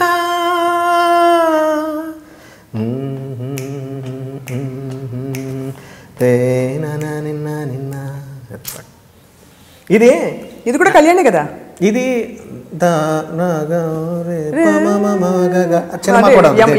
యమన్ కళ్యాణ్ సినిమా పడింది. ఇది నేను 7 years అయింది ఈ పాట నేను కంపోజ్ చేసి. కృష్ణవంశీకి మొగుడని సినిమాకి చేసినప్పుడు అది నేను తర్వాత నేను మ్యూజిక్ డైరెక్టర్ కాదు దానికి. ఆ టైంలో నేను చేసిన ట్యూన్ అనమాట. కృష్ణ వంశీకి కూడా చాలా బాగా నచ్చింది ట్యూన్ యాక్చువల్గా. బట్ తర్వాత వర్క్ చేయడం కుదరలేదు. ఎందుకు మొగుడు సినిమా నాకు గుర్తుంది ఆ టైము. ఎందుకు మొగుడుగా ఎవరు తయారయ్యారు? ప్రతి ఒక్కరికి మొగుడు వంశీయే. అవునా? బట్ చాలా చాలా చాలా ఇష్టం తనంటే. We're very close friends still. ఎప్పుడు తను ఏ సినిమా చేసినా దాంట్లో నచ్చింది ప్రతిదీ వెంటనే ఫోన్ చేసి చెప్తా ఉంటాను నేను, వంశీ ఎంత బాగా తీసామని చెప్పి. వర్క్ చేయలేకపోవడం వేరు, being friends, remaining as friends వేరు. కానీ ఎలా ఉంటుందంటే వర్క్ చేయలేమని ఒప్పేసుకుంటారా? నేను ఎప్పుడు ఇప్పుడు కస్టమర్కి అంటే అవతల వాళ్ళకి నచ్చేటట్టుగా మనం చేయగలడం అన్నది మన బాధ్యత. అది నేను చేయలేకపోయాను, తనకు నచ్చలేదు నా ట్యూన్స్ అంటే అది నా తప్పే కంప్లీట్గా. సో బట్ ఆ టైంలో చేసిన ట్యూన్ అది తర్వాత నాతో పాటు ఉండి శ్రీనివాస్ అవసరాలకు వినిపిస్తే విపరీతంగా నచ్చేసి ఆ ట్యూన్కి ఎన్ని అవార్డ్స్ వచ్చినాయో అసలు. అంటే నాకు అదే ఎందుకు నాకు అది చాలా ఇష్టమైన సినిమా ఊహల కోసం అసలు. అంటే రేడియో మిర్చి అవార్డ్స్ అన్ని 7 అవార్డ్స్ అన్ని నాకే వచ్చినాయి ఆ పాటకి. పెద్ద విషయం. దాంట్లో బెస్ట్ ప్లేబ్యాక్ సింగర్ అవార్డు కూడా నాకు వచ్చింది.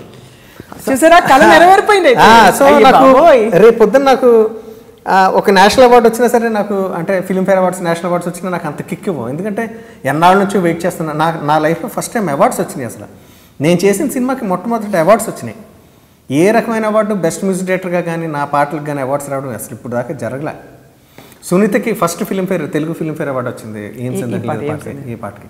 సో మహేష్ బాబు గారు నాకు ఇవ్వడం ఆ పాట, ఆ రోజు ఆయన నా అవార్డు కన్నా ఆయన ఎక్కువ అందంగా కనిపించాడు. కాకపోతే ఎంత మహేష్ బాబు ఫ్యానా అంటే ఫ్యాన్ ఏం కాదు, నాకు అందరూ ఇష్టమే. ఏ సినిమా బాగుంటే వాళ్ళు నాకు ఆ టైంకి నచ్చేస్తుంటారు. కానీ నా పక్కన ఏది ఒక 100 చందమామలు ఉంచినట్టుగా ఉంది సడన్గా. అసలు జైంట్ ఇది ఎంత అందంగా ఉన్నాడు, చాలా అందంగా ఉన్నారండి. సో నా అవార్డు అంత మంచి స్టార్ తోటి నేను రిసీవ్ చేసుకోవడం, బెస్ట్ కంపోజర్ అవార్డు, ఇవన్నీ మంచి జ్ఞాపకాలు, అద్భుతమైన జ్ఞాపకాలు. ఇవన్నీ ఈ స్టేజ్కి రావడానికి నేను చాలా అదృష్టవంతుని చెప్పుకుంటాను. I'm very lucky that way. కానీ ఖాళీలు భరించడం చాలా కష్టం కళ్యాణ్. ఖాళీ భరించడం నెక్స్ట్ ఏమిటో తెలియనప్పుడు, తెలిసినప్పుడు ఓకే. ఖాళీ ఎవరికి ఎక్కువ చిరాకుగా ఉంటుందంటే, ఎక్కువ సక్సెస్ చూద్దాం అనుకునే వాళ్ళు, ఎక్కువ సినిమా చేద్దాం అని అనుకునే వాళ్ళకి, ఎప్పుడు ఆ రేస్లో మనం టాప్ పొజిషన్లో ఉండాలనుకునే వాళ్ళకి చిన్న ఖాళీ దొరికితే కనుక, అంటే ఖాళీ ఎదురైతే మనకి చాలా ఇబ్బందిగా ఉంటుంది. నాకు అలా ఉంటుంది. నాకు ఎక్కువ ఖాళీ దొరికితే ఇంట్లో దొల్లాలని ఉంటుంది, నేను చెప్పానుగా. సో అలా అని చెప్పి మరీ ఎక్కువ ఖాళీ దొరికినా అంటే మనకి చిరాకుగా ఉంటుంది. బట్ ఏంటంటే కొంత బిజీగానే ఉండాలి, ఎక్కువ శాతం ఒక 60% ఇంట్లో గడిపేటట్టుగానే ఉండాలి. నా లైఫ్ అలా ఉంటే బాగుండని కోరుకుంటూ ఉంటాను. కోరుకున్నట్టుగా ఉండదు ఎప్పుడు లైఫ్. సడన్గా వస్తే ఒకేసారి వచ్చేస్తాయి ఆఫర్స్ అన్ని, బిజీ అయిపోతాం, ఎక్కువ డబ్బులు కనపడుతూ ఉంటాయి. కానీ ఒకసారి ఫ్యామిలీని మిస్ అయిపోతాం అని బెంగ నాకు ఉంటుంది. అందుకనే ఎక్కువ బిజీ అవ్వకూడదు భగవంతుడిని కోరుకుంటూ ఉంటాను. అంత ఇష్టం ఆ ఫ్యామిలీ మీకు? అంటే తప్పలేదు, చాలా గ్రేట్ థింగ్. ఎందుకు అంత ఇష్టం? అంటే కుటుంబం నన్ను ప్రేమించే వాళ్ళు ఉన్నారుగా. మనల్ని కొండంత ప్రేమించి నన్ను చూసిన వెంటనే కళ్ళల్లో స్పార్స్ వస్తాయి మా అబ్బాయికి, మయూర్కి. నేనంటే విపరీతమైన ప్రేమ నా భార్య ఉమకి. అంత ప్రేమించి భార్య అంత ఇష్టపడి అంటే నన్ను చూసి ఆనందించే నా కొడుకులు దొరకడం అన్నది ఒక 1,00,000 జన్మల తాలూకా అదృష్టం. అది డబ్బు లేకపోతే మ్యూజిక్ డైరెక్టర్ అవ్వచ్చు, లేకపోతే ఇంకోటి అవ్వచ్చు, ఏ రకంగా సంపాదించవచ్చు. But getting a good family, అంటే గుడ్ ఫ్యామిలీ మెంబర్స్, మంచి భర్త దొరకడం, లేకపోతే ఒక మంచి భార్య దొరకడం, ఇద్దరికి కూడా ఒక అంత అన్యోన్యంగా ఉండగలగటం, లేకపోతే ఉండగలిగే అదృష్టం ఉండటం అన్నది అది ఎప్పుడూ పూర్వజన్మ సుకృతం. అది అన్నీ కొనుక్కుంటే వచ్చేవి కాదు, ప్లాన్ చేసుకుంటే జరిగేవి కాదు. ఇవన్నీ కూడా they should happen in your life. They should happen. అవి జరగలేదంతే. జరిగినాయి అంటే నువ్వు అదృష్టవంతుడి. సో అంత అదృష్టం నా కళ్ళ ముందు నాకు కనపడుతున్నప్పుడు కామన్ సెన్స్ నాకు ఉంది. ఏది గొప్పది, దేనికి ఎంత ప్రిఫరెన్స్ ఇవ్వాలి, దేని ప్రయారిటీ ఏంటి, దేని వాల్యూ ఏంటి అనేది తెలుసుకోగల బుర్రలో కొంత గుంజు ఉంది. కాబట్టి I value my family a lot. మీరు ఎప్పుడు ఇంకా వేరే అమ్మాయిని ఎవరిని ఇష్టపడలేదు అంటే బిఫోర్ పెళ్లికి ముందు? చూసి మిమ్మల్ని ఎవరు ఇష్టపడలేదు? ఇష్టపడుతూ ఉంటారండి. అలా ఇష్టపడుతూ ఉంటారా? Present continuous tense. అయ్యో లేదు, ఇష్టపడ్డారు అని చెప్తున్నా. ఇష్టపడుతూ ఉంటారు. చెప్పండి పర్లేదు. లేదు lighter vein part of life అండి. లేదు అంటే ఇష్టపడుతున్నారు అన్నది మన తప్పేం కాదుగా, నాకు సంబంధించిందే కదా. మీకు సంబంధించి అంటే ఆఫ్ కోర్స్ మీకు సంబంధించి, కానీ మీకు సంబంధం లేదు. సంబంధం లేదు. That's okay. బట్ మీకు చెప్తుంటారు వచ్చేలా? లేదు అంత సీన్ ఏం లేదండి. నా దగ్గరికి ఎవరు వచ్చి నాది నాది చాలా సీరియస్ ఫేస్ నాది చూసి అంటే మరి టూ మచ్ లేదు ఫేస్బుక్ ఫోటోలు చూస్తే అర్థమవుతుంది ఫేస్. ఇలా మాట్లాడుతున్నప్పుడు గబ్బుకు నవ్వు వస్తుంది, కానీ నాది ఎప్పుడు చాలా సీరియస్ ఫేస్. నన్ను నా ఫేస్ని చూసి ఇష్టపడేటంత సీను నా గ్యారెంటీగా ఉండుంటుందని నా ఉద్దేశం. ఎవరు ఇష్టపడరండి అలాగా. నో అలా జరగదు. మీరు ఇష్టపడుతూ ఉంటారు, ఎలా అన్నారు? పడతారేమో అని నా ఉద్దేశం. అలా కానీ మీ పాటలు మాత్రం భలే ఈ మధ్య remix versions, personal versions, cover versions భలే ఉన్నాయి. ఆనందంగా ఉంటుంది చూసినప్పుడు. సో ఇప్పుడు మీరు ఎక్కువ అమ్మాయిలది ఎక్కువ వచ్చేసింది, కట్ చేసిన తర్వాత టూ మచ్గా అనవసరం. మనం ఇంత పెద్ద ఇంటర్వ్యూలో సినిమా కష్టాలు మాట్లాడుకున్నాం అంటే అవి హైలైట్ చేసి కళ్యాణ్కి ఏమి ఇష్టం డెమో. ఇప్పుడు ఫస్ట్ ఇంట్రోస్ వస్తాయి కదా, డెమో రాబోతుంది ప్రమోస్, దాంట్లో ఇది మీ అమ్మాయిలు అన్నది హైలైట్ చేసి మాట్లాడుకుంటూ ఉంటే బెటర్. అవునా? ఇది కూడా వేస్తారు మా వాళ్ళైతే. ఇది కూడా వేస్తారా? ఇప్పుడు ఇక్కడ ఏం చెప్తాను, మతలేదంటే పేరు చెప్పొద్దు please. Kalyan such a beautiful thing. అసలు ఎందుకు అసలు దాని గురించి అంత బాధపడాల్సిన విషయం? అది బాధ ఏంటి కాదు, దాన్ని మనం ఎలా ఇష్టపడమే కదా. మరి అది జనరల్గా అంటే of course societal rules and norms and గౌరవాలు అందరికీ సగౌరవంగా నమస్కారం. Okay, all that fine. But సాధారణంగా ఏంటంటే ఆర్టిస్టిక్ దీంట్లో ఉన్న ఏ పర్సన్ అయినా మనం క్రియేట్ చేసి ఆ క్రియేషన్ ఏదైతే ఉందో దానికి మన మీద ఉన్న ఇష్టానికి వాళ్ళు తేడా గమనించి కన్ఫ్యూజ్ అయిపోతూ ఉంటారు. నా పాటను ఇష్టపడుతున్నారు కాబట్టి నన్ను ఇష్టపడుతున్నట్టు కాదు ఇది లెక్క. కొంతమంది ఏమనుకుంటారంటే నా పాటతో పాటు నన్ను కూడా ఇష్టపడుతూ ఉంటారు, అది తప్పు. అది వాళ్ళు కన్ఫ్యూజ్. మీరు అలా సైకాలజిస్ట్లో అందరూ కౌన్సిలింగ్ క్లాసులు పిక్తుంటారు. అంత ఓపిక లేదు నాకు అసలు. అంటే ఇలా ఉంటారు, పసిగడతాను నేను. సో అది దీని గురించి నాట్ బికాస్ ఆఫ్ మీ అని చెప్పి నేను పసిగట్టి పిలిచి చూడమ్మా ఆకలేసిన బిడ్డ అమ్మా అని ఒకలాంటిదే. లేదు అటువంటి లెక్చర్స్ ఏమేమో అలా ఆ టైం నేను తీసుకున్నాను అసలు ఆ స్పేస్ ఎవరు. కానీ మీరు రెండు కోణాలు చూశాను నేను మిమ్మల్ని. ఒకటి చాలా చనువుగా, చాలా అఫెక్షనేట్గా, అంటే అఫెక్షన్ హ్యాస్ నో ఇక్కడ జెండర్ బయస్ ఉండదు, అది ఆడ మగ అని కాకుండా. రెండోది విపరీతంగా భయంకరమైన తిక్క. అవునా? ఇప్పుడు తగ్గిందేమో రిజల్ట్. అంటే ఎక్కువ మాట్లాడడం దాని కారణంగా తిక్క అనేకూడదు అసలు. చాలా అన్యాయం అది అసలు. మాట్లాడుతున్నప్పుడు బాగా మాట్లాడతానుగా, దట్స్ దేర్. ఇప్పుడు ఇంకో క్వశ్చన్ అడుగుతాను, ఇది కంటిన్యూ చేస్తూ మీ గురించి కాదు, ఇది జనరల్గా అసలు చూడ్డానికి బాగుంటే మంచి సింగర్స్ అవుతారు అనే ట్రెండ్ ఇప్పుడు స్టార్ట్ అయింది. బికాస్ ఆఫ్ ఈ షోస్ కావచ్చు, ఈ మాధ్యమాల మార్పు కావచ్చు, లైవ్ షోస్ ఎక్కువైపోయాయి అని. అంటే దానివల్ల ఏంటంటే ఒకటి రెండు పాటలు పాడి హిట్ అయిపోతారు, పెద్ద వరల్డ్ ఫేమస్ స్టార్స్ అయిపోతున్నారు, మైకేల్ జాక్సన్ అందరూ. ఈ ట్రెండ్ కరెక్ట్ ట్రెండ్. ఇదివరకు అలా ఉండేది కాదు, చక్కగా హాయిగా అంటే పాట కోసం వాడేవాళ్ళని. ఇప్పుడు చాయిస్లు ఎక్కువైపోయి, ఇది వాస్తవా కదా? అంటే అందంగా పుట్టడం అన్నది ఎప్పటికీ కూడా వరమే నాకు తెలిసి. Being glamorous or being beautiful or being pretty or being handsome, ఇవన్నీ కూడా యాడెడ్ అడ్వాంటేజెస్ అవుతాయి ఒక సర్టెన్ లెవెల్లో, సర్టెన్ పాయింట్స్లో, సర్టెన్ టైమ్స్లో కదా అవుతాయి. అది ఎప్పుడు బాగుంటుంది. అందంగా ఇప్పుడు అందమైన పెయింటింగ్ చూసి అబ్బా భలే వేసేటి ఎవరు అని అంటాం కాబట్టి, లేకపోతే అందమైన అమ్మాయి ఉంది భలే ఉంది కదా అమ్మాయి అంటాం. అందమైన అబ్బాయి కాబట్టి అబ్బాయి భలే ఉన్నాడు, ఇంచక్క మహేష్ బాబులో ఉన్నాడు. ఇలా అందాన్ని అడ్మైర్ చేయడం అన్నది అది సహజం. అది ఇట్స్ బై నేచర్, అంటే బై స్వభావం హ్యూమన్ బాడీలో ఉంటుంది.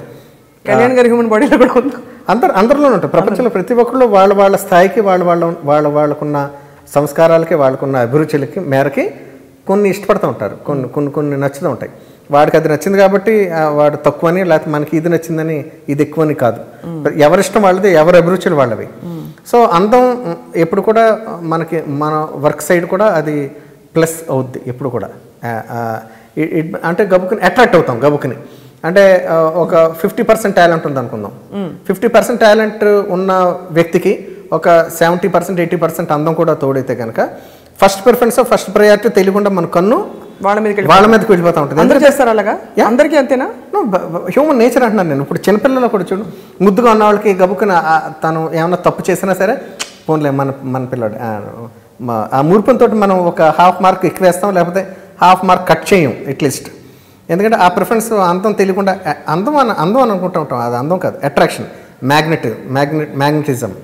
సో ఆ ఆకర్షణ శక్తి ఎవరిలో ఉందో వాళ్ళకి తెలియకుండా వాళ్ళు కొన్ని తప్పులు చేసినా, లేకపోతే అంత మెరిట్ని చూపెట్టకపోయినా మనకు తెలియకుండా అవన్నీ ఈ అందంతో, లేకపోతే ఈ అట్రాక్షన్ తోటి కొంత కవర్ అవుతూ ఉంటాయి. అవి ఏ మేరకు కవర్ అవుతాయి, ఎన్నాళ్ళు కవర్ అవుతాయి అన్నది మనం అది ఎప్పటికీ మనం జడ్జ్ చేయలేం. అలాగా ఎంతో కొంత ఎప్పటికీ పైకి వెళ్ళాలి, స్థిరపడాలంటే you should have proper talent. Talent is the ultimate. Ultimate thing. అసలు ఇవన్నీ నేను యాడెడ్ అడ్వాంటేజెస్ అంటున్నాను నేను. అంటే బాగా రాసిన వాడికి అందమైన రైటింగ్ ఉందనుకో, అబ్బా రైటింగ్ మనకి హాఫ్ మార్క్ వేసేవారు టీచర్స్. అవును, అలాగా. ఇప్పుడు అబ్బా ఏం ఎగ్జాంపుల్ ఇచ్చావా.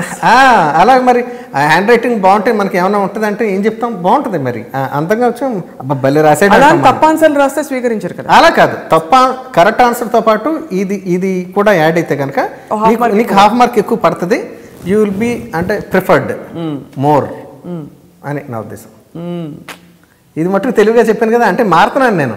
లాస్ట్ టైం కళ్యాణ్లో లేను కదా, అయితే వేరేగా చెప్పేది.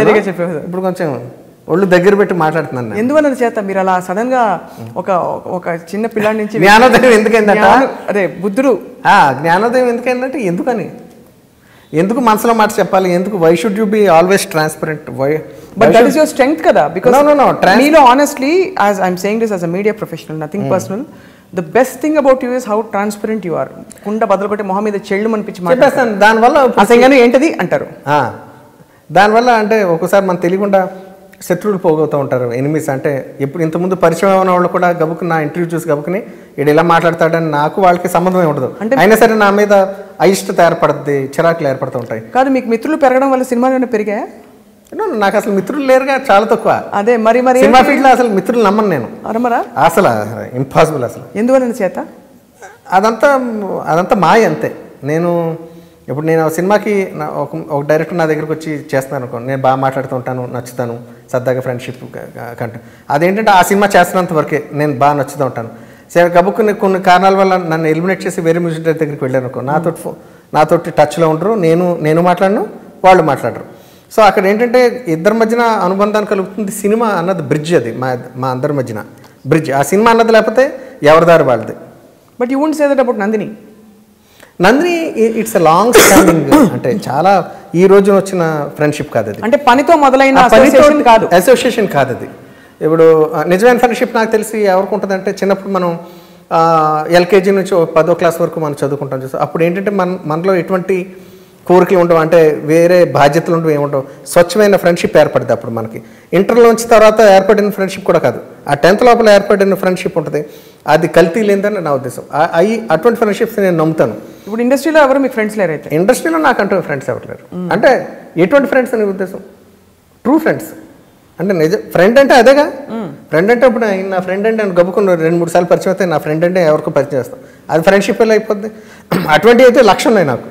అందరూ ఫ్రెండ్స్ అంటే ఏమిటంటే, అంటే ఫ్రెండ్షిప్ అంటే ఫ్రెండ్షిప్ అంటే కేవలం వర్క్ ద్వారా ఏర్పడిన ఫ్రెండ్షిప్ కాదు, వర్క్ చేసినప్పుడే బాగా మాట్లాడడం కాదు. నేను మ్యూజిక్ డైరెక్టర్గా చేయకపోయినా నాతో అదే హాయిగా అదే సంతోషంగా, లేకపోతే ఇంతకుముందు ఉండేలాగా ఉండగలటం అలా లేరు నాకు తెలిసి. సో ఎన్ని విభజనలు ఉన్నాయి? ఫ్రెండ్స్, ఫ్రెండ్స్, నాన్ ఫ్రెండ్స్ అంతే. ఫ్రెండ్స్ అంటే ఇప్పుడు ఫేస్బుక్లో నాకు 100 మంది ఉంటారు, అందరూ నా ఫ్రెండ్స్. ఏ category? Your Facebook friend? No Facebook friend కాదు. అమ్మయ్యా, ఫేస్బుక్ ఫ్రెండ్ వచ్చేసి నువ్వు మరీ దారుణం అసలు. అలా కాదు, ఇబ్బంది పెడతాను. మంచి ఫ్రెండ్. ఎప్పుడు అలా లేదే అటువంటి.